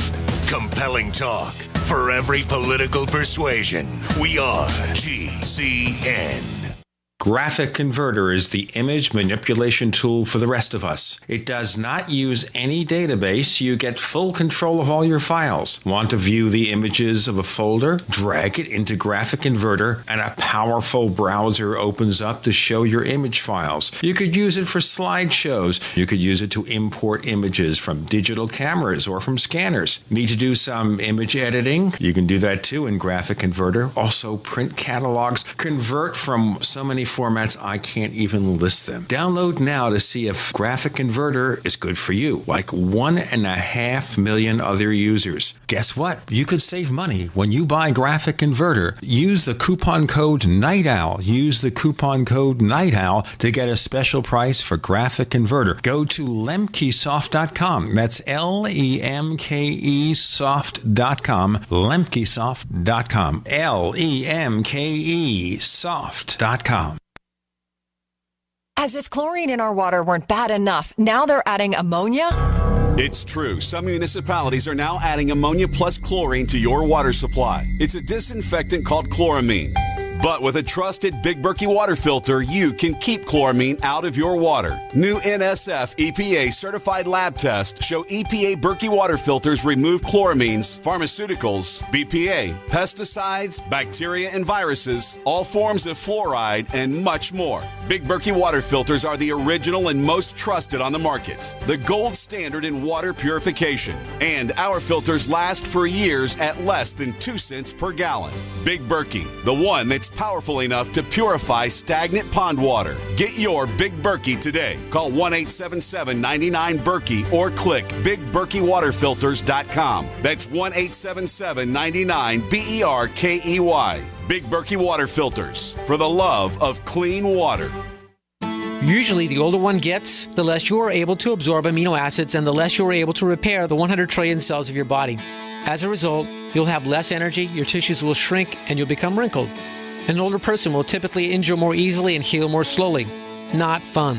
However, if you can consume a protein powder that is easier to absorb, then you may be able to gain back some strength, muscle, and speed of recovery. One World Whey is a highly digestible whey protein powder that may be the perfect answer for you. My name is Errol. I'm 74 years old. You know, the taste of One World Whey is amazing. I play pickleball, and since taking One World Whey and your trace mineral supplement, I have more energy and recover faster from my working out. I used to take another grass-fed whey protein powder, but now I'm getting much better results using One World Whey. Call 888-988-3325. That's 888-988-3325. Or visit oneworldway.com. Yuvia needed financing to grow her restaurant business, but her banks simply didn't understand. I was frustrated. Yuvia found On Deck Business Loans. On Deck did it for me. I called on Saturday, and I had $50,000 in my account on Monday morning. How about the terms? Incredibly easy. It doesn't mess with your cash flow. On Deck changed everything. This company, On Deck, is going to be there for me. Was it a good move? I'm looking to increase sales probably 30%. Been in business for at least a year with $100,000 plus in revenue? On Deck can get you $5,000 to $250,000 in as little as one business day. And they're A-plus rated with the Better Business Bureau. On Deck has opened up so many doors for me now. Truly, the sky is the limit. I'm excited. Apply now at OnDeckLending.com or call 800-326-5430. 800-326-5430. 800-326-5430. Loan subject to lender approval.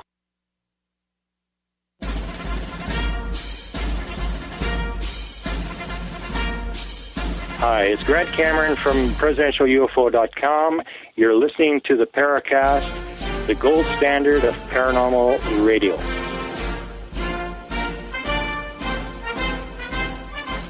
With Gene and Chris and Nick, we're talking about greed and conspiracies and all the strange things that are going on.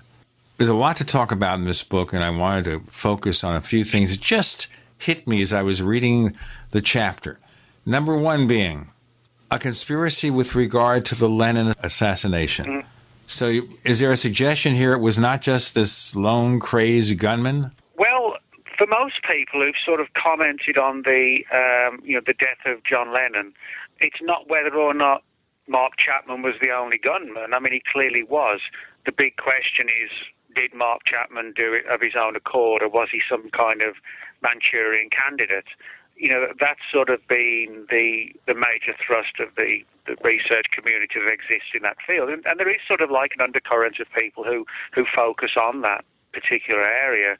You know, they've pointed out the fact that things like, the MK Ultra thing, when that kicked off in the 50s and continued for years, I mean, for example, we give one classic example. There have been a lot of rumours over the years that the CIA used to recruit people through the old YMCA. Well, through the YMCA? Stop. Yeah. Mm-hmm. Yes, that was actually said by Philip Agee, who wrote the CIA diary in '75. He said it was like prime recruiting grounds for CIA. It's fun to go to the YMCA. And please don't spare us, Chris, please. Yeah, let's not go down that path. Yeah, but Mark Chapman, you know, he spent time there. He also did a bunch of LSD. Now, of course, LSD was something that was tested extensively in the whole MK Ultra program, particularly in the 50s. And I mean, where John Lennon was shot, the Dakota Hotel, well, the doorman there was a man named Jose Sangenis Perdomo, and he actually worked with both the Cuban secret police and the CIA. Whoa. You know, that's a fact. It doesn't mean he was involved. It just means it's a very odd strand to the story, you know. And wasn't Chapman recruited by John Hinckley's dad in Florida at that religious charity organization, World something or other? Yeah, there's all sort of... So this is the interesting thing about the Lennon assassination, is that you have all these multiple strands. For example, the FBI has now declassified its file on John Lennon, which you can find at the FBI's website, The Vault. It's clear that the FBI was concerned by the fact that John Lennon was someone who, you know, millions of people listened to, and he was demanding that the US get out of the Vietnam War. I mean, if it was just somebody on a street corner, or, you know, somebody like us who sells like a small number of books thereabouts, that nobody really cares. When it's a world-famous rock star getting his name on the front page of national newspapers because of his stance on the Vietnam War, people do listen. And so, in other words, he was someone who, by default, I guess, had the ability to influence a great deal of people to go down a path that certain other people didn't want the country to go, you know, out of Vietnam. And we also know that Britain's domestic intelligence service, MI5, the British equivalent to the FBI, they had extensive files on John Lennon as well. So they all sort of viewed him as like a troublemaker and somebody who was causing problems as they saw them. So, you know, when you read these extensive files and things like this, and then you see people tied with this organization, that organization, it's no wonder that conspiracy theories have developed, that somebody said, hey, you know, let's just get one of these Manchurian candidates and get rid of this man, you know. Now, when you talk of Manchurian candidate, that label is often applied to Sirhan Sirhan and the death of Robert Kennedy. Now, I'm going to age myself here. Let me tell you how I first heard about it. I was working at a very small radio station in Worthington, Minnesota. Well, medium-sized station for that part of southwest Minnesota. I was driving to work and listening to one of the big stations from Minneapolis, St. Paul. And I heard the early news about the shooting of Robert Kennedy. That's my first exposure. But why do we call this guy Sirhan Sirhan, who today would probably be regarded as an Arab terrorist by the nature of his origins?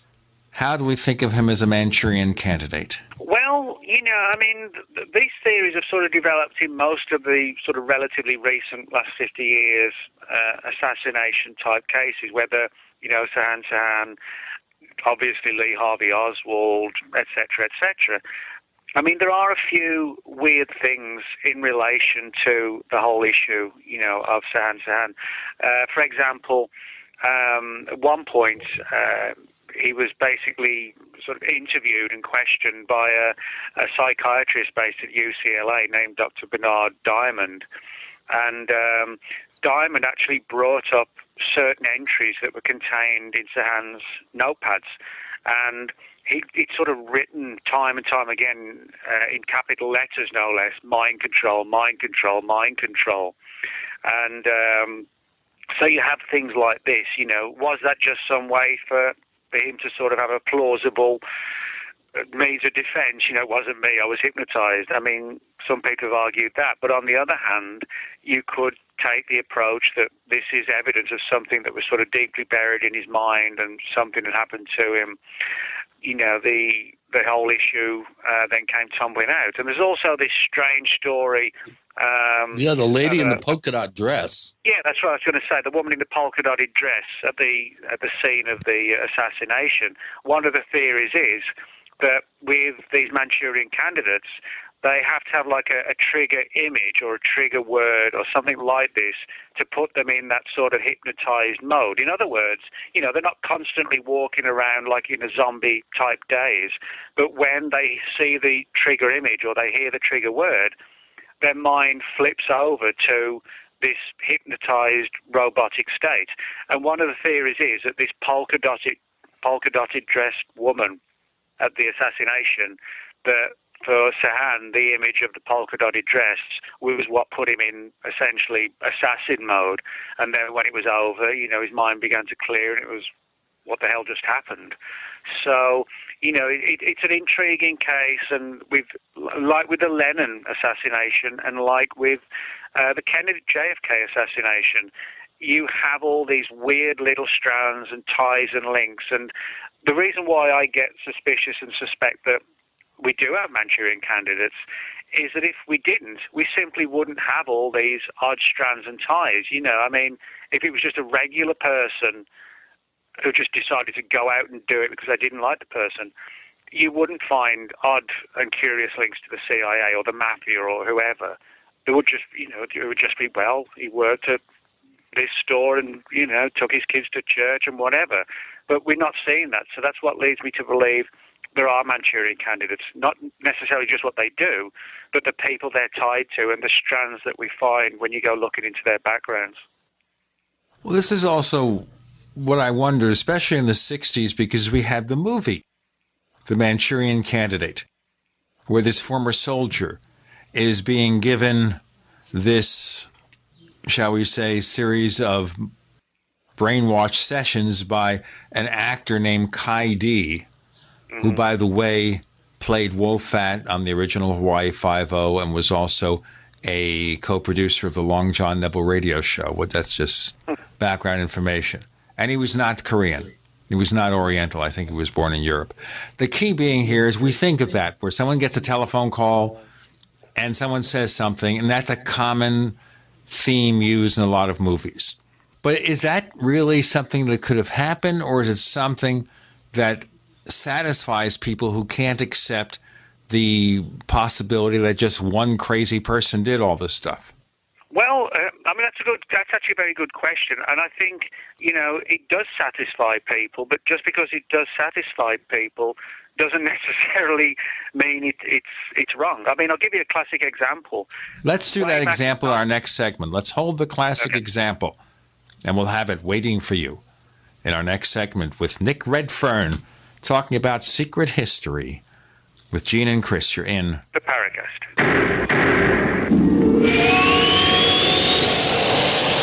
The nation's largest independently owned and operated talk radio network. The Genesis Communications Network. GCN. Hi, this is Steve Sanchez, and based on a recent study, it was found that 57 million Americans had legal issues over the last 12 months, but only 60% of those studied sought out the services of a lawyer. Why? In a nutshell, affordability. Well, my friends at Legal Shield have created a solution that can help you not if, but when you need an attorney. For as little as $17 per month, Legal Shield will provide you unlimited access to qualified attorneys at an accomplished law firm for advice and counsel on legal issues, no matter how serious or trivial. For over 40 years and with 1.4 million families across North America, Legal Shield can help you, the loyal GCN listener. Representatives are standing by now to answer your questions, so call them now at 1-855-340-SAVE. That's 1-855-340-7283, or visit them at lsprotection.com. That's lsprotection.com. Results will vary from case to case.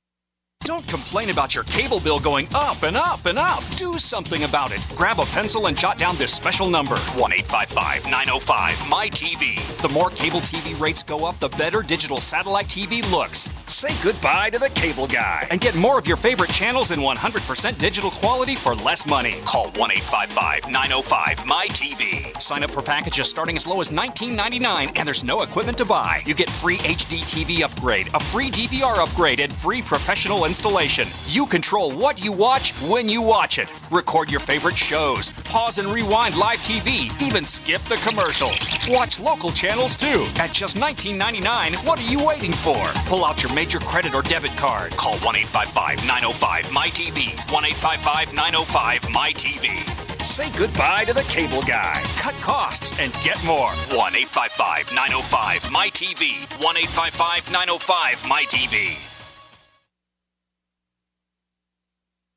The Genesis Communications Network is one of America's premier broadcasters of captivating talk radio. We thank you for listening. Now, just imagine, there are thousands of people who are just as passionate about radio as you are. But what you may not realize is how easy and affordable it is to advertise with us. Radio commercials for your business could be heard on hundreds of radio stations across the U.S. every day. We can help you by creating an effective radio advertising campaign for your company. From script writing to producing your commercial, just like the one you're listening to right now. No other network provides the level of customer service we do. When it comes to radio advertising, we are your one-stop shop. And no matter how big or small your business is, we can help. Email us at advertise@gcnlive.com, and an experienced advertising executive will help you take the first step towards driving more customers to your business or website. Advertise@gcnlive.com. Easy, affordable, effective. Yuvia needed financing to grow her restaurant business, but her banks simply didn't understand. I was frustrated. Yuvia found On Deck Business Loans. On Deck did it for me. I called on Saturday, and I had $50,000 in my account on Monday morning. How about the terms? Incredibly easy. It doesn't mess with your cash flow. On Deck changed everything. This company, On Deck, is going to be there for me. Was it a good move? I'm looking to increase sales probably 30%. Been in business for at least a year with $100,000 plus in revenue? On Deck can get you $5,000 to $250,000 in as little as one business day. And they're A+ rated with the Better Business Bureau. On Deck has opened up so many doors for me now. Truly, the sky is the limit. I'm excited. Apply now at OnDeckLending.com or call 800-326-5430. 800-326-5430. 800-326-5430. Loan subject to lender approval. Hello, this is John Burroughs, one of the witnesses to the Rendlesham UFO incident. You're listening to the Paracast, the gold standard of paranormal radio.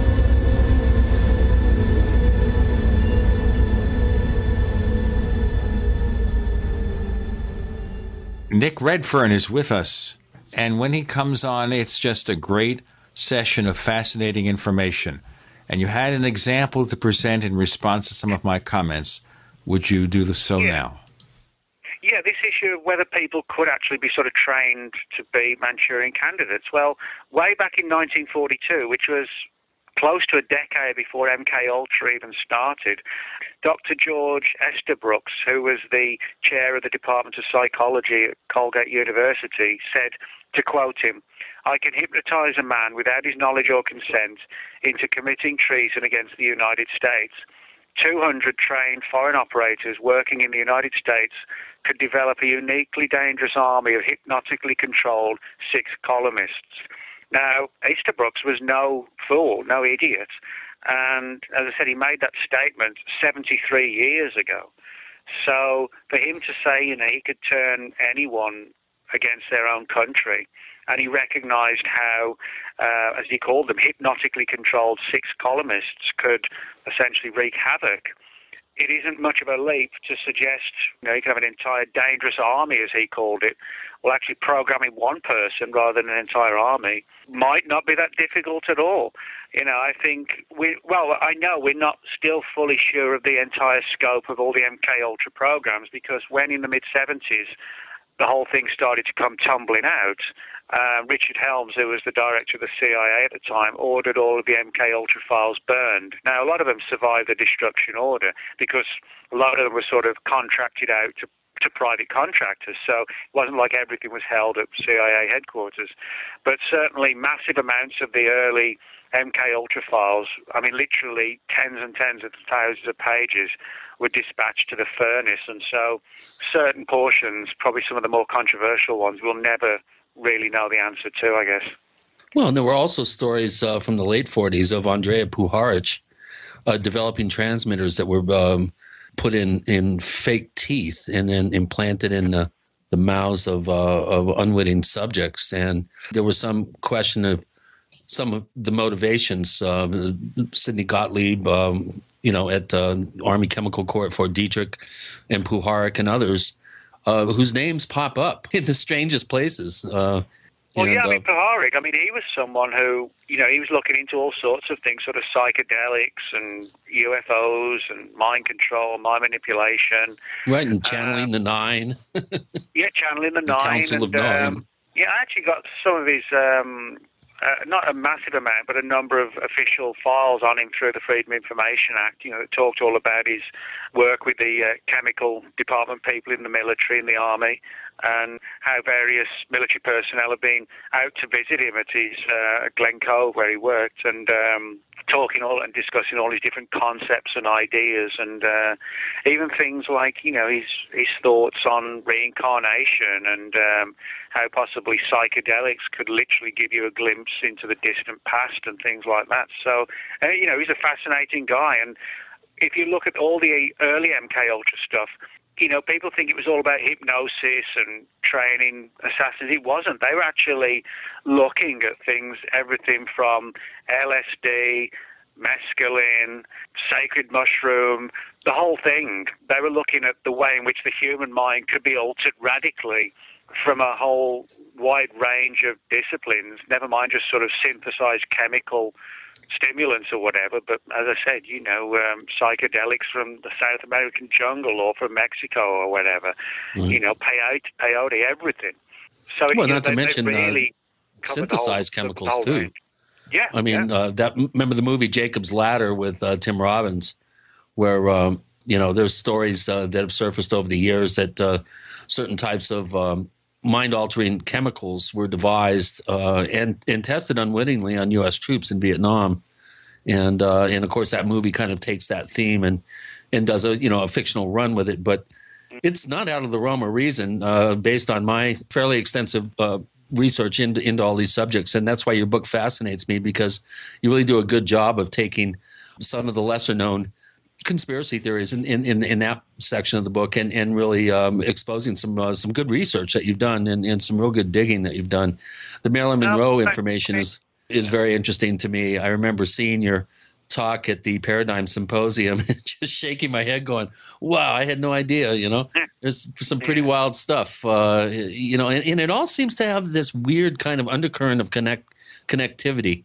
The same names keep coming up, the same types of details tend to dovetail with one another, and it's really hard not to look over your shoulder and think that, wow, there really does appear to be an underlying cabal that's sort of manipulating the puppet strings, as it were. Well, the one issue of MK Ultra that is, people have written about it, an article here, an article there, but it's not. I think it really would benefit. Well, I know it would benefit from like a full-length book. Is the MK Ultra connection to the whole UFO issue? Now, John. A lot of people don't know this. John Fuller, who wrote The Interrupted Journey, the book on the Betty and Barney Hill case that really kicked off the whole abduction scenario. John Fuller was heavily interested in the MK Ultra story. He actually met in the mid-50s some of the scientists who were contracted out to do work on MK Ultra. He was fascinated by it. And then in early 70s, he wrote this book called The Day of St. Anthony's Fire, which was about an outbreak of what was thought to be ergot poisoning, like a rite. France.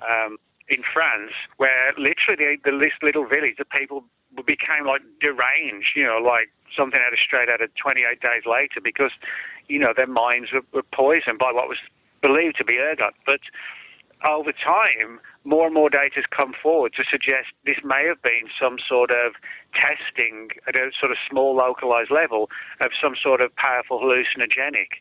So it's interesting that Fuller had an interest in MK Ultra way back to the 50s, met some of the guys, then suddenly wrote a book about this case that actually years later became suspected of being connected to MK Ultra. And of course, you have the theory that the Betty and Barney Hill case could have been like an MK Ultra op, you know, some sort of attempt to sort of promote the idea of aliens and, you know, fabricate a UFO incident. So there are a number of cases that fall into that particular category that I think could benefit from a sort of a renewed look, but from a very different perspective. Well, yeah, and look at the cultural meme that was unleashed by that case. Yeah. It's pretty amazing. Yeah, and I mean, you can find things like that throughout a number of cases. I mean, the Pascagoula case, 1973, Hickson and Parker, Charlie Hickson and Calvin Parker, is a classic of ufology. But they were taken on the Mississippi River. Well, literally, just a little while up the Mississippi River, like 8 miles from where they were abducted, back from the 50s onwards, the military was testing BZ, which is a highly powerful hallucinogenic, testing it right in the very area where they were supposedly abducted by aliens. You know, they saw this strange light coming across the river. They felt weird. And then these figures, you know, seemed to be in suits or padded or whatever, you know, they looked strange, grabbed hold of them. Well, could it have been a helicopter releasing an aerosol hallucinogen and then took them on board and fabricated a situation? Maybe that's what happened. Well, you mentioned earlier about Walt Disney and the CIA. Why don't you give us a little synopsis on that? I bet you a lot of people weren't aware of that connection. Yeah. Well, yeah, this is an interesting story. It relates to the CIA's Robertson panel, which was set up in the early 50s. Now, the early 50s, in terms of UFO research and investigations at an official level, was interesting because you had a lot of people doing a lot of different things. For example, you know, the Air Force had Project Sign, Project Grudge, and Blue Book, and depending on the era, you had some people who believed, well, are we dealing with the Russians or is it German craft? Others thought, some people in these groups thought it was legitimately extraterrestrial. For example, in one of the old Grudge reports, there's an entire document that talks about how the Weather Bureau had prepared a report for the Air Force talking about the ball lightning angle. Then, over the years, different theories have surfaced, plasmas, and the British Ministry of Defence put out a lengthy report saying there were plasmas. In other words, what you have is a lot of agencies looking into aspects of the UFO phenomenon for varying reasons. And the Robertson panel, which was set up by the CIA, wasn't, contrary to what a lot of people believe, designed to investigate UFOs. The Robertson panel was concerned about the means by which unfriendly nations could exploit the UFO phenomenon, whether it really existed or not. And the Robertson panel's files talk about how there were concerns that the Russians would spread bogus UFO stories all across the US over the airwaves and plunge the country into a state of hysteria. Let's do our break here, otherwise we'll all be hysterical. With Gene and Chris and Nick Redfern, you're in the Paracast.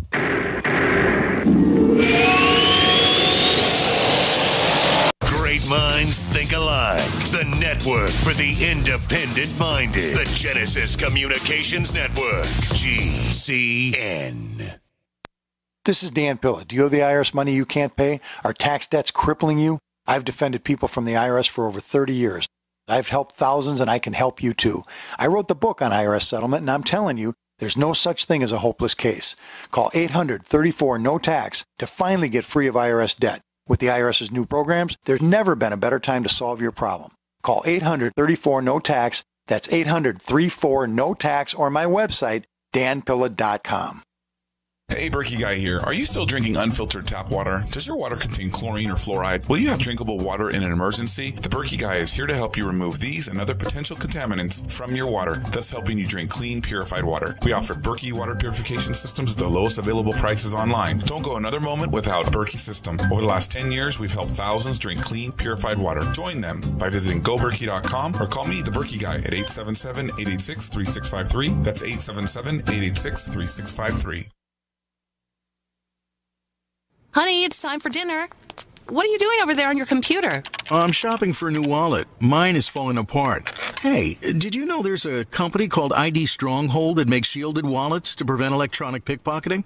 Oh, I didn't realize there was such a thing as electronic pickpocketing. What is that? Well, apparently, many of the new credit and debit cards being issued have radio chips inside them called RFID that transmit our banking information to card readers when we pay. Unfortunately, a bad guy can also get one of these readers and go around the city scanning people, collecting their credit card numbers and personal information without us knowing it. Wow, that sounds scary. Since you're getting a new wallet anyway, you should definitely get an ID Stronghold shielded wallet. Are they more expensive? No. In fact, I can get a shielded leather wallet from IDStronghold.com for the same price or less than regular unshielded wallets from other stores. Sounds great. My wallet isn't falling apart yet, but let me pick one out too. I want to be protected, and these wallets at IDStronghold.com look fantastic.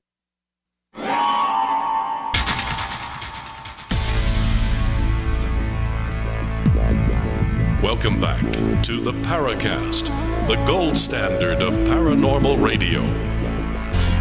And now, here's Gene Steinberg.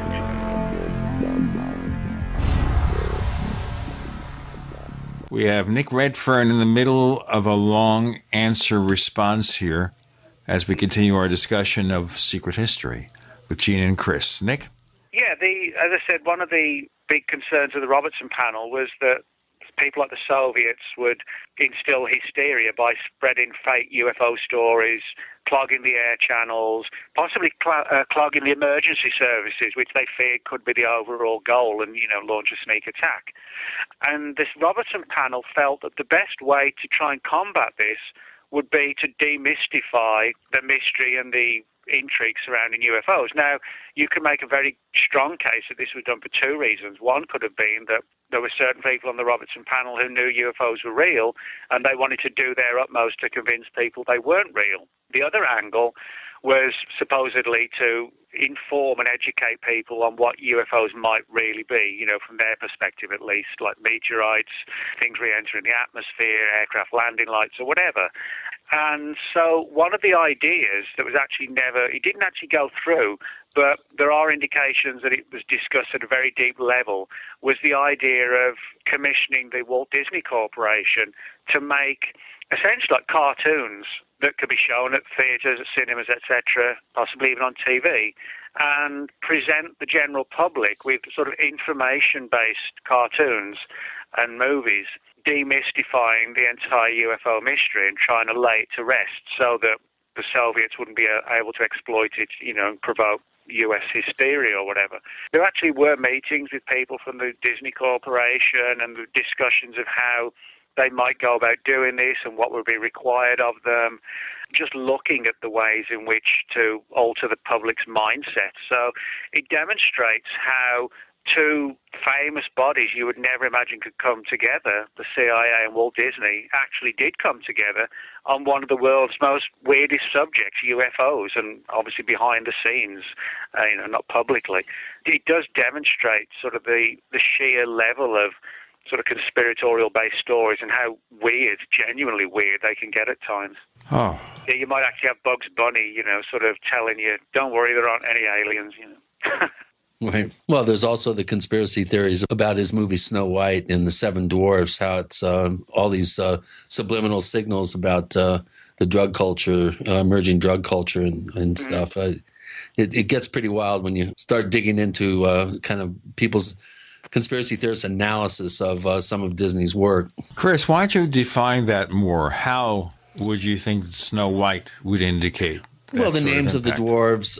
I read a very interesting article that related some of the symbology in the movie to kind of, hinting around at the efficacy of drug use as a way possibly to control culture or program kids. It's memory kind of eludes me on a lot of the details, but I remember I was very impressed with the analysis, and it made me scratch my head and kind of go, it's pretty interesting. Walt Disney did have a house in Sedona for quite a number of years, so maybe it rubbed off on him here. Maybe he was secretly a New Age kind of guy and was some things that wasn't publicly acknowledged. Who knows? I always thought he was kind of Republican and sort of right-wing myself, but I don't know. You start digging. The more you dig, the more dirt you uncover, and Nick's a good one. He's got quite quite a toolbox full of digging tools and shovels and picks and occasional sticks of dynamite. Well, with Walt Disney, his impression, if you watched him on that ABC TV show, was a very conservative sort of gentleman. Sure. With dopey, sleepy, grumpy, they're all kind of states of sort of post-drug use, sort of behavior. But isn't that kind of forcing it, though? Yeah, I think on the surface. But if I have to dig that article up and see if I can find it and post it on our forums at forum.theparacast.com. It is very, very interesting. As is the whole Laurel Canyon conspiracy about how a lot of the major rock stars and counterculture figures of the 60s all were military brats and intelligence agency brats. Frank Zappa, Jim Morrison, Stephen Stills. The list goes on and on and on of these individuals who had deep family connections to high-ranking military positions and also government and intelligence agency connections. It's pretty interesting when you really start digging around. The way the culture is very subtly, I think, in some ways, but I think directly manipulated and programmed by some sort of conditioning agenda.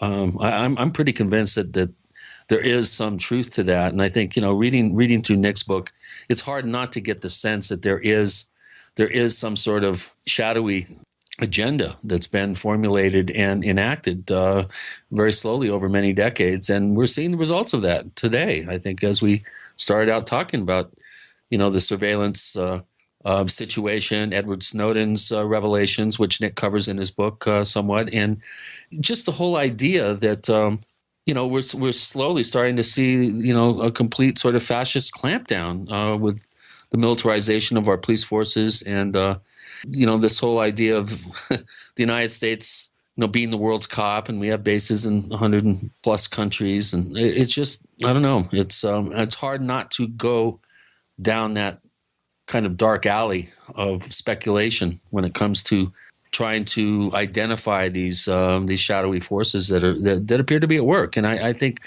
Nick's very careful not to really go too far down that road, but I would be surprised if he didn't share some of my suspicions. Well, yeah, I think what I always try and do is put out what I know for sure. There's nothing wrong with speculating, but speculating providing, you've got something solid to go on. So I prefer to sort of relate what I know for sure, and then if I'm going to speculate, make sure that people fully understand 100% that it's speculating, rather than wrapping something up in some gigantic conspiracy, and people are then going to say, well, where's the evidence for this, where's the evidence for that? There's nothing wrong with doing that, providing you let the reader know the difference between what you know for sure versus what you suspect. I think that's a particularly important way to approach things when you're dealing with something so inflammatory as conspiracy theories. Right.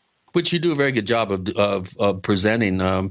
You're one of the people I admire the most in terms of your ability to somehow magically dig up some pretty bombshell documents.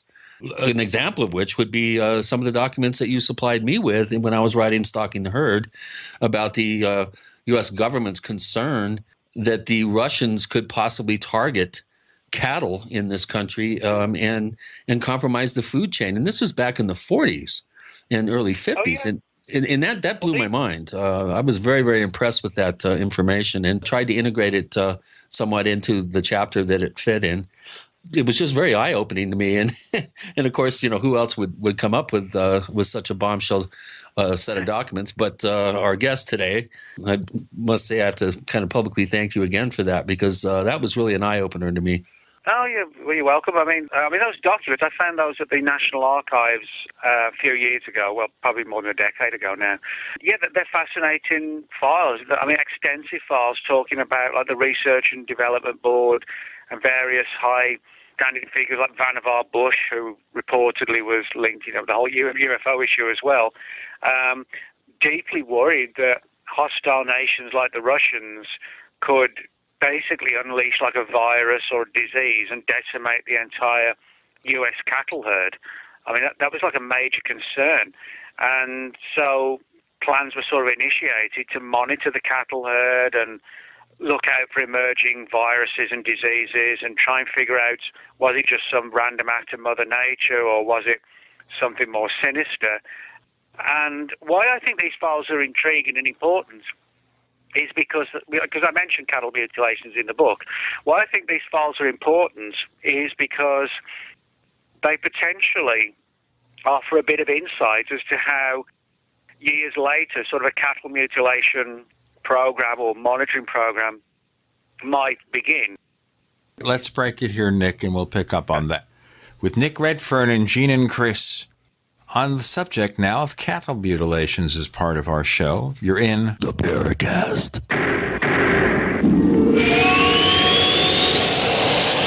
Neighbors, are you tired of dealing with a slow web hosting provider? Well, check out A2 Hosting and their screaming fast Swift server platform. They even have SSDs that load pages 300% faster than the competition. Ready to give your site a speed boost? Well, tell you what, neighbors, head on over to a2hosting.com. That's A2, that's number 2, a2hosting.com. Check out their Prime hosting account. And get this, neighbors, they're even giving you an exclusive 25% off discount for all our listeners. 25%. And remember, their Guru Crew support team is standing by 24/7, 365 days a year to answer any of your questions.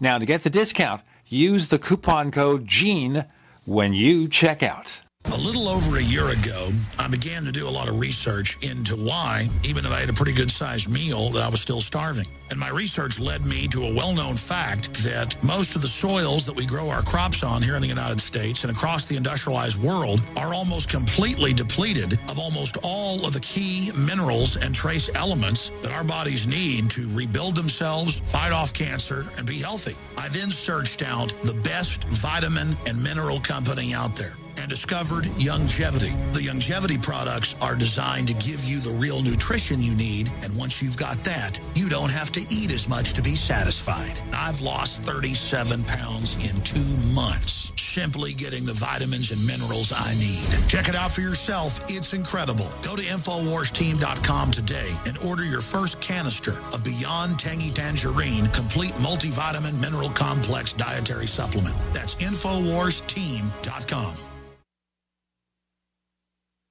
Extend your life with Extendovite. Hey neighbor, what are you doing digging? You had a heart attack last year. Oh, I know. I was told no more hard labor. Then why are you digging? Well, I've been taking Extendovite. It's been approved to help my heart. Extendovite? Is that a new drug? No, not a drug. It's more like an herbal combination made from garlic and cayenne. Herbal? How can that help? Well, actually, we've taken herbs for thousands of years. Extendovite is doing the job for me. Does your doctor know about Extendovite? Yeah, my doctor knows, and he said it seems to be working for you, so don't stop taking it. I feel great taking Extendovite. I don't want to stop.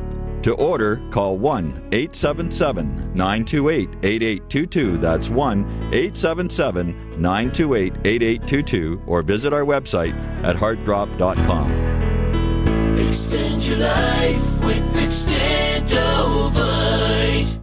It's time to build your own emergency food stockpile with the industry leader, My Patriot Supply. Once you try them, you'll know why so many Americans like you have made them part of their emergency preparedness plan. Experience the My Patriot Supply difference today with this unbelievable offer.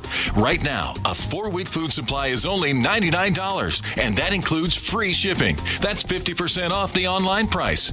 Call 800-274-3070 to claim yours. Limit 2 per caller while supplies last. This offer isn't available online, so you want to make sure and grab this opportunity to get prepared today. 800-274-3070 to get your 4-week food supply for the incredible price of only $99, and it'll be shipped to you completely free. Call 800-274-3070 right now. That's 800-274-3070 to claim yours while supplies last. Don't wait. Call today. We'd like to hear from you. If you have a comment or question about the Paracast, send it to news@theparacast.com. That's news@theparacast.com. And don't forget to visit our famous Paracast community forums at forum.theparacast.com. Cattle mutilations. We're on that questionable subject, Nick Redfern. Let's continue. Yeah, as I said, the cattle mutilation chapter I've got in the book deals with the FBI's declassified files on the subject, which are really interesting, and they talk about a lot of the cases that the FBI received were from the New Mexico State Police, specifically from Gabe Valdez, a name that a lot of people interested in UFOs will know. Many of his files on really intriguing cases from the Dulce area of New Mexico in '76 reached the FBI. And you can tell from studying the files that they were pretty impressed and thought, wow, something strange is going on. So I don't think the FBI was a part at all, any part of like a player in the cattle mutes. They were genuinely intrigued and wanted to know what was going on. Now, ultimately, the investigation that some people in the FBI wanted to go ahead didn't go ahead, and it was basically a case of, well, it's all scavengers. A report was commissioned, the Rommel report, and it was put down to scavengers, etc., etc. But the documents that originally reached the FBI and the internal memos tell a far different story. But what I think is interesting is that these old files from 47, 48, 49, they demonstrate that there was a concern way back then about the U.S. cattle herd being infected by something that could spread and spread and spread. So whoever or whatever's responsible for cattle mutes, I think we see the foundations possibly laid down in those late 40s documents to justify why something along those lines might go ahead. You know, the fears and the concerns, and whether that means it's all just due to, fears of biological warfare and viruses, and it's some sort of military agency keeping a watch to see if the cattle herd doesn't become infected, or whether there is a UFO component or a paranormal angle or, occult organizations, or whether it's some bizarre mixture of all of them in a way we're not really understanding. I think the files are important in the sense that I think they come into play in this story somewhere. No, well, I think you did a good job summarizing the FBI's involvement, and I do have the complete set of files that the FBI declassified and released to the public, and there's no question that they were scratching their heads like the ranching community for quite some time, and it wasn't until the whitewashing of the Rommel Port Operation Cattle Mutilation or Animal Mutilation that we have the perfect plausible deniability for everybody to go, oh, it's Doug and Dave doing the crop circles. Oh, it's predators and scavengers that are doing the mutes. Well, what's unfortunate, and what I try to point out in my book, is during the 6 months when Rommel was going around investigating alleged cases, there was quite a panic in the ranching community. And so there were quite a number of scavenged animals, unusual looking scavenger action that was reported as a genuine case. What you don't see in the Rommel report is that it appears like the entire phenomenon, the real high strange cases, all seem to jump up to Alberta and Saskatchewan during that time period. And we have the Royal Canadian Mounted Police running around like chickens without their heads, investigating real cases up in Canada, and Rommel going around thinking he's investigating real cases and not even getting out of his car, actually. But his field investigators would go out and say, well, this is just scavenger action. So it's really unfortunate, and it's rather disingenuous for people to just cite the Rommel report. It's in a similar way. It's very, very closely kind of parallels and resembles the Condon report, which pretty much whitewashed the whole UFO phenomenon and came up with the summation that there was no threat to national security. And in the case of Kenneth Rommel, who was a bank robbery expert, go figure why he was commissioned, given $50,000 to investigate cattle mutilations. You would think you'd want a veterinary pathologist or somebody in the in the animal sciences. So again, these whitewashes have a tendency to deflate the importance of issues and just kind of sweep them under the rug and give people plausible deniability to go into denial. And I think it's pretty apparent there. I think about all this. I wonder if we ever have a situation here where some of these conspiracy theories are floated, not to push you in the real direction of what happened, but to set aside an alternate viewpoint, get people to think about that, and hide some other factor we don't know anything about. Yeah. Oh, well, yeah, I think that's actually exactly what happens. I mean, a perfect example is I've got a chapter in the book on Roswell, and the chapter basically is not sort of a study of what happened. It's a study of the no less than 13 scenarios that have been presented for what happened at Roswell.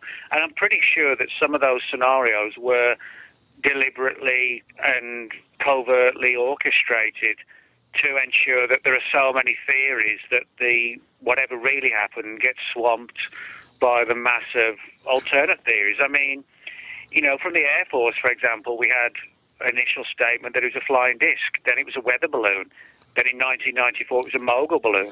That's 3 explanations from one agency. Now, a couple of years ago in her book, Area 51, Annie Jacobson spoke about how she was told that Roswell was the crash of a Soviet device and the bodies were actually children mutated by Joseph Mengele. Back in the 1990s, Jim Keith, who's now dead, a conspiracy researcher, he was told that an aircraft, bear in mind that the Roswell Army Airfield was the only atomic bomb wing in the US at the time, he was told that an atomic bomb accidentally fell or was dropped from an aircraft and luckily didn't detonate, and he said that he was told that's what the led to the Roswell UFO legend. It was hidden under a UFO banner. Then you have the idea of some sort of German, you know, something captured at the end of the Second World War and brought over with the paperclip scientists, that kind of thing. You have the time travel theory that's been put forward as well, you know, sort of us from the future coming back to see what happened at Roswell, only to realize that, you know, the time travelers crashed and they became the source of the Roswell story. Now, one of the most interesting ones, which again is very much under-investigated, but I talk about this in this particular chapter, it relates to a novel called The Flying Saucer, which was written in 1948 by a guy named Bernard Newman. And he was someone who worked in British intelligence for a number of years. And Newman's book, The Flying Saucer, it's a novel, but it talks about 3 UFO crashes, one in Russia, one in the UK, and one in, of all places, New Mexico. But they're not real UFO events. What they are, they're staged events by like a secret cabal of scientists that want to change the world mindset and create like a new world order. And so they stage these events, and they even create alien bodies that can be autopsied from like various body parts, you know, like creates like a chimera type creature. And so the events are staged, the crashes are staged, people on site are allowed to catch a glimpse of the bodies, and it's basically like a semi-sinister means by which to create a new world order and have the world united with this in the face of this alien presence. You know, that's so fascinating. I want to talk more about it with Nick Redfern and Gene and Chris. You're in the Paracast.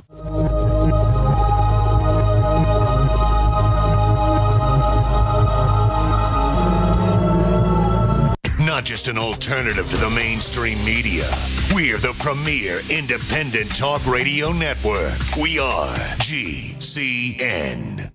Graphic Converter is the image manipulation tool for the rest of us. It does not use any database. You get full control of all your files. Want to view the images of a folder? Drag it into Graphic Converter and a powerful browser opens up to show your image files. You could use it for slideshows. You could use it to import images from digital cameras or from scanners. Need to do some image editing? You can do that too in Graphic Converter. Also print catalogs. Convert from so many formats I can't even list them. Download now to see if Graphic Converter is good for you, like 1.5 million other users. Guess what? You could save money when you buy Graphic Converter. Use the coupon code Night Owl. Use the coupon code Night Owl to get a special price for Graphic Converter. Go to lemkesoft.com. That's LEMKE soft.com. lemkesoft.com. LEMKE soft.com. As if chlorine in our water weren't bad enough, now they're adding ammonia? It's true. Some municipalities are now adding ammonia plus chlorine to your water supply. It's a disinfectant called chloramine.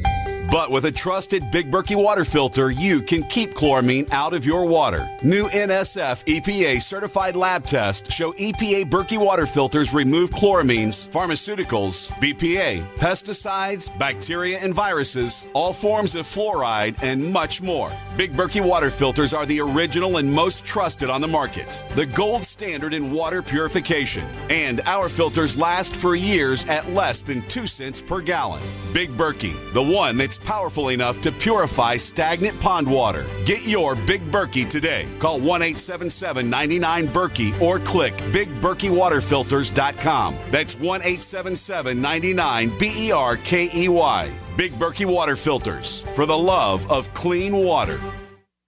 Healthy elimination is essential to high energy, a cheerful mood, and prevention of disease. Some of the founders of our modern holistic health thinking state that disease begins in a toxic colon. A toxic intestinal tract is the foundation for virtually all degenerative disease, and a clean and well-moving intestinal tract is the foundation of health. I just want to say that you folks have an amazing product. I've taken whey protein products for years, and I've never noticed the results I have with your product. I've suffered with bouts of constipation most of my life. Within a few days of taking One World Whey, I noticed a dramatic change. Also, in the past few years, I've experienced symptoms associated with diabetes. I feel horrible when I've had too much sugar, and I've been getting the foot pain as well. But I've noticed in the past week or so, I'm not feeling bad anymore, and the foot pain is gone. I'm just finishing up a 5-pound tub I ordered and just got off the phone ordering more. I love your product. Thank you. Call 888-988-3325. That's 888-988-3325. Or visit oneworldwhey.com. That's oneworldwhey.com. Honey, it's time for dinner. What are you doing over there on your computer? I'm shopping for a new wallet. Mine is falling apart. Hey, did you know there's a company called ID Stronghold that makes shielded wallets to prevent electronic pickpocketing? Oh, I didn't realize there was such a thing as electronic pickpocketing. What is that? Well, apparently, many of the new credit and debit cards being issued have radio chips inside them called RFID that transmit our banking information to card readers when we pay. Unfortunately, a bad guy can also get one of these readers and go around the city scanning people, collecting their credit card numbers and personal information without us knowing it. Wow, that sounds scary. Since you're getting a new wallet anyway, you should definitely get an ID Stronghold shielded wallet. Are they more expensive? No. In fact, I can get a shielded leather wallet from IDStronghold.com for the same price or less than regular unshielded wallets from other stores. Sounds great. My wallet isn't falling apart yet, but let me pick one out too. I want to be protected, and these wallets at IDStronghold.com look fantastic.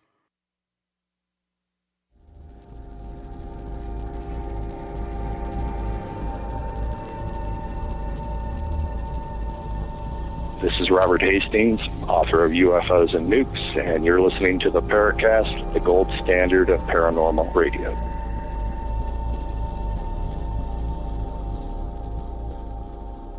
Okay, so the story goes that we have these 3 faked crashes in order to, and that's a common theme in science fiction movies, as a matter of fact, get the world to work together against the alien threat. That was a theme in Independence Day, where the aliens are taking us over, and if we don't work together, we're going to be terraformed or dust or whatever. And it all starts with a 1948 book, and I'm just fascinated, though, how things like a UFO crash in New Mexico were selected. Could that have influenced any of our lore about Roswell?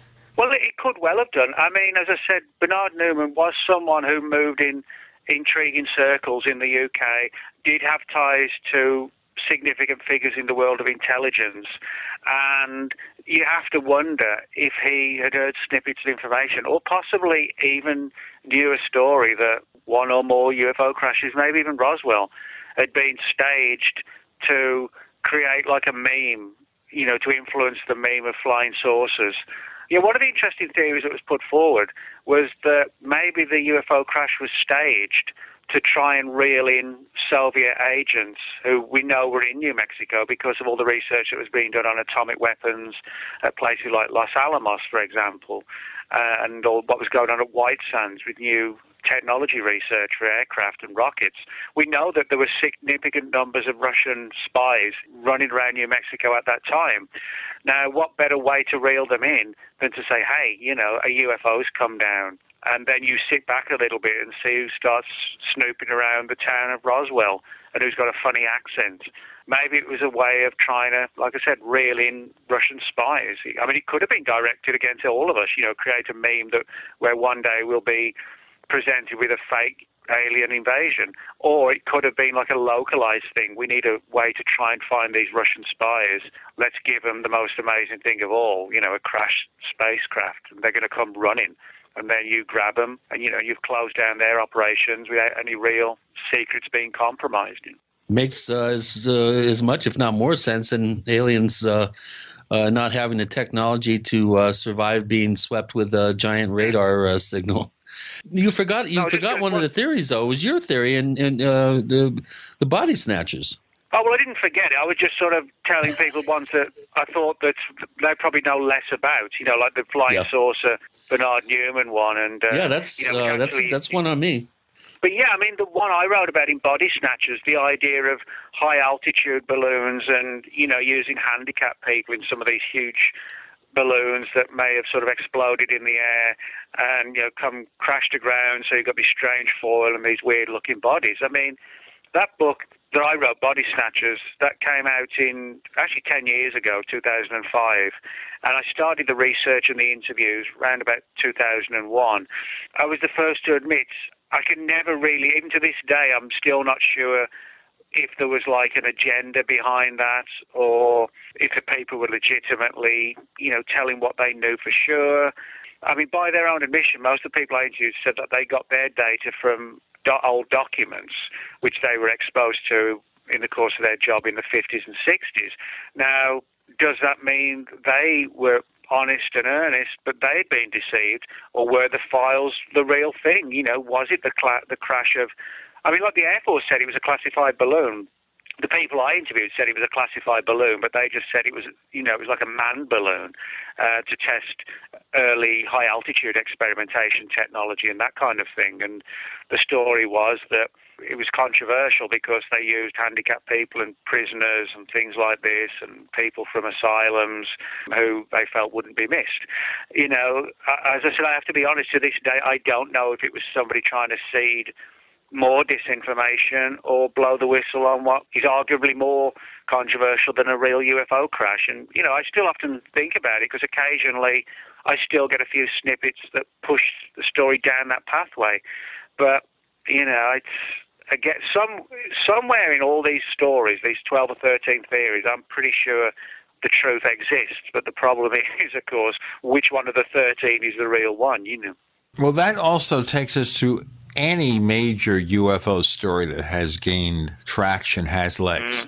How many of these cases represent the possibility of something unknown? And we don't have to say spaceships necessarily, just something unknown, something we haven't figured out. And how many might represent some kind of military test, like Washington National Airport 1952, or some kind of military experiment, a disinformation experiment? How do we separate that? Can we? Well, that's the big problem. I mean, two cases for me at least stand out, not just both from 1980, but both from within days of each other. You had the Cash Landrum case in Texas, and you had the Rendlesham Forest case in England. I mean, they were literally like 48 hours apart. Now, Cash Landrum, you got the extensive number of military helicopters. You have this weird diamond-shaped object. You have stories of the three witnesses being maybe irradiated or possibly exposed to some sort of chemical component that adversely affected their health. I think that could go one of two ways. A genuine unknown that was being essentially followed or chased by some sort of UFO retrieval team, or it could have been something that was being tested that went off target, and so you had like an emergency recovery team that would be involved in just regular military recoveries of sensitive technology. As for Rendlesham Forest, it's a significant case, but there are a number of interesting aspects to this story. For example, Ray Boucher, who was a former MUFON director in Lincoln, Nebraska, he interviewed or spoke with a couple of DOD scientist personnel, physicists, who told him that Rendlesham was like a psyop using all sorts of mind-altering technologies tested out on the military people involved, essentially to see how the mind can be manipulated and to what extent. So, if you can convince military personnel they're seeing aliens, then you could convince them of anything. And what is interesting is that, if you wanted to do it in the UK, then the time and the location would actually be a really good one. I'll explain why. Because Rendlesham Forest, it's a largish area of woodland, and the date when the incidents began was December the 26th. Now, December the 26th in England is Boxing Day. In England, most companies break up for Christmas on December the 23rd or the 24th. Nobody goes back to work hardly, apart from, the essential workers, until January the 5th. We all have like a good 2.5-week holiday thereabouts. What happened was that the first sightings occurred on December the 26th, which in England is a national holiday called Boxing Day. Well, actually, they were British controlled. They were just one base was leased out to the US. They only had a skeleton staff because so many people were off on leave for holiday. So, in other words, the number of people who were at the base was at a minimum. And on top of that, we know from the records that the Ministry of Defence, they sort of, their work scaled down over Christmas. England might be the only place where people are like, oh, well, we're going to have a cup of tea and have a holiday. We can worry about the Russians after Christmas, But that's what happened. So, in other words, if you wanted to test out new and radical technology, the best place to do it in the UK would be deep in the woods at a time when most people wouldn't have been at the base because they'd have been on vacation, and it would just be the skeleton staff. So the chances of the whole thing come tumbling out would be less. I'm not saying that was the answer, but, it could have been the answer. And it's kind of, that also ties in with the flying triangle cases. I mean, the famous Belgian triangle cases of March 1990, when you had these huge waves of black triangles and the Belgian defence people chasing them, etc. The one theory is that it was sort of some advanced military technology. Well, had those sightings occurred on March the 31st, if the media had published immediately, probably the first day they could get it out would be April the 1st, April Fool's Day. So you don't take it seriously, but let's continue that. Yeah. We take Nick Redfern very seriously. He's back for one more segment. I can't believe how time has flown. With Gene and Chris, you're in the Paracast.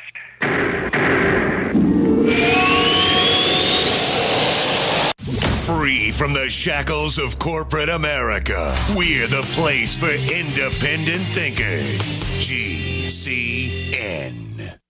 Attack of the Rockoids has been well received by critics and readers alike. It's a thrill-a-minute story you'll never forget. A former U.S. military intelligence officer is haunted by intense dreams about a beautiful woman pleading for his help after a terrible battle in outer space. But the dreams turn out to be true and thrust him into a telepathic love affair with a woman whose faraway planet is intent on destroying the Earth. And now the gripping tale continues in The Coming of the Protectors. It's the second book of the Rockoids trilogy, a galaxy-spanning adventure that pits our hapless heroes against powerful, fanatical enemies that threaten the lives of freedom-loving beings everywhere. Attack of the Rockoids and The Coming of the Protectors. Classic science fiction at its best. Available now. For more details, visit rockoids.com. That's ROCKOIDS.com. Hi, Coast to Coast listeners. I'm Kay Zwirling from KSCO Radio in Santa Cruz. I'm 93 years old, and I'm a big fan of George Norrie because his topics and guests are fascinating and really get you thinking. George is just as bothered as I am by all the advertising you hear for toxic prescription drugs that make you sicker, not healthy. I prefer to give my body all 90 essential nutrients it needs for life. life. To prevent disease, not compound it, my favorite complete supplement is Beyond Tangy Tangerine from Longevity, which I take every day along with EFA Plus and Beyond OsteoFX, which together are called the Healthy Start Pack. I recommend you go online to criticalhealthnews.com to purchase these products. That's criticalhealthnews.com or call 855-949-RADIO. Many are in disbelief today after word of shocking allegations against a Minnesota-based talk syndication company known as GCN. It's claimed that they're the fourth largest talk syndication company in the U.S., making it even more scandalous that they've been accused of helping business owners expose themselves on a massive scale. Let's go live to Tom for more on this story. It's being called the greatest exposure of our lifetime, while other business owners are beginning to step forward claiming they too exposed themselves with the help of GCN. It's true. They're all guilty. Every last one of them. GCN helped me get the exposure my company needed, and just think, that was years ago. Today, GCN has like 700 affiliate stations and over 6 million downloads from iTunes and their website every month. Imagine the exposure your company can get. Expose your business to the masses. Email advertise@gcnlive.com. Easy, affordable, effective. GCN. Did you know that drinking pure, high alkaline water is one of the most important factors in maintaining high energy and vibrant health? Most experts agree that the water you drink should be at a pH level of 8 or higher. AlkaVision Plasma pH Drops, available only at alkavision.com, combine a unique formula of only the most alkaline minerals. AlkaVision Plasma pH Drops alkalize your water, ridding the body of harmful toxins, and helps you regain health and energy. Alkalizing your water by simply adding 10 drops of AlkaVision Plasma pH Drops helps the body rid itself of acidic waste, increases oxygen content, and raises the pH of your body to healthy levels. And bacteria and viruses cannot survive in an alkaline high pH environment. Order your bottle of AlkaVision Plasma pH Drops for only $29.95 at alkavision.com. That's ALKAvision.com. Or call 269-409-1776. 269-409-1776. Alkalize your body. Supercharge your health at alkavision.com today. Hi, this is Nick Pope. You're listening to the Paracast. On the Paracast with Nick Redfern, author of Secret History, Conspiracies from Ancient Aliens to the New World Order, and many other books. In fact, I mentioned before he leaves, he's got another book coming out, 3 months or so, on Bigfoot. But right now, let's talk about this particular theory where the news doesn't get published till around the 1st of April, so a story can be regarded as a possible April Fool's joke. Nick? Yeah, well, as I said, Belgian wave of flying triangle sightings, these huge black triangular-shaped objects with illumination below, been seen everywhere, but there was a major wave at the very end of March 1990. All sorts of theories, UFOs, military technology. Now, as I said, that had the story been published immediately, because of the time frame, the first it could have got out was April the 1st. Now, that in itself is intriguing, but exactly the same thing happened 3 years later. And I've got an entire chapter about this latter-day case in the book. There was a Royal Air Force base in England called Cosford, C-O-S-F-O-R-D. And on the night of March the 31st, there was a sighting of a huge black triangle over RAF Cosford and another base called RAF Shawbury. If you Google it, you'll find huge stories all about it on the internet. And again, the earliest date that the local press would have been able to publish that story because of the time frame and, the printing schedules would have been April Fool's Day. So again, you have a situation where people may be flying advanced military technologies knowing that if they reach the press and we test on certain days, they're going to be laughed at.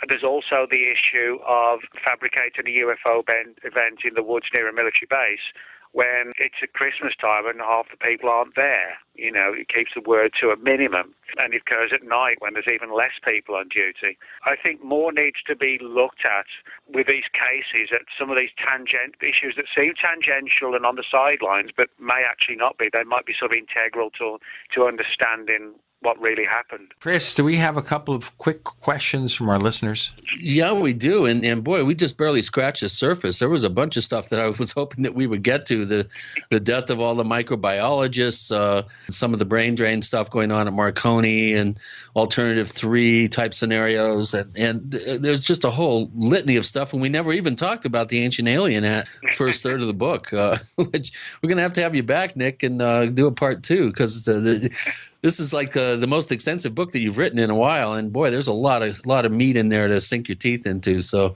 we do have a couple of questions from one of our posters, Bert State. Robert's one of our longtime posters and one of our most active members at forum.theparacast.com, where you can ask questions of our guests. And he's wondering, there's a couple of questions in here, but he's wondering about Bruce Duensing and the value of his creative and unrestrained thinking. He was wondering if you had any few thoughts on his passing recently. Yeah, I mean, it's a tragic passing. I mean, Bruce was somebody who really thought out of the box. You know, he had almost like a unique way of getting his thoughts across in a very sort of colourful style of writing, where you had to read him very carefully. But I like Bruce's stuff because, you know, it was like no theory was beyond his purview, if you like. You know, he would look at it, he would study it, and he had a lot of interesting concepts on the nature of reality and UFOs, and I mean, it's always, you know, tragic when somebody dies, but, you know, I mean, he died at only 64, and, you know, I'm sure had he was a really good writer. Yeah, he would have shared with us so many different concepts. I mean, that was what Bruce was really good at, was making you think about his words and making you think about the concepts and paradigms that he was coming up with, and it was like, wow, I'd never thought of that. So that, you know, he actually was like a major contributor. Yeah, he was really out of the box. It's a shame that he didn't publish more. Well, that is the one downside. I mean, I was exposed to a lot of his stuff through the comments that he would often make at other people's blogs. Yeah. You know, the extensive comments, and you think, well, you know, this should be an article, or it should be expanded like a chapter in a book or whatever. Yeah. We also have another question from Burn State, and it's something that we kind of touched on before, but it's more, there's a little different slant on this. He says, regarding conspiracies, how would you rank the general principles of consumerism that create needs for people to feel bad about themselves and consequently buy unnecessary products while simultaneously cultivating vast ignorance in the masses? As far as general conspiracies go, is this the biggest one? I'm not really sure. I mean, I guess you could make that argument. On the other hand, I think people just get, you know, sucked in by commercials and TV, you know, they feel that. I think it's sometimes it just comes down to the natural thing that people feel if the neighbours have got it, they've got to have it, you know. It's kind of like, it's like when colour TVs came in, you know, what, you've still got a black and white TV, so people felt pressured to get a colour TV whether they wanted it or not, you know. What didn't work, guys, of course, is they tried to say you need a 3D TV, and that didn't go very far, and now they're saying you need a 4K TV that's Ultra HD or higher resolution, and it's questionable how far that'll go, but possibly more than 3D. But please go ahead. What I would say, though, is that I think, you know, I'm sure people who are interested in altering the population's mindset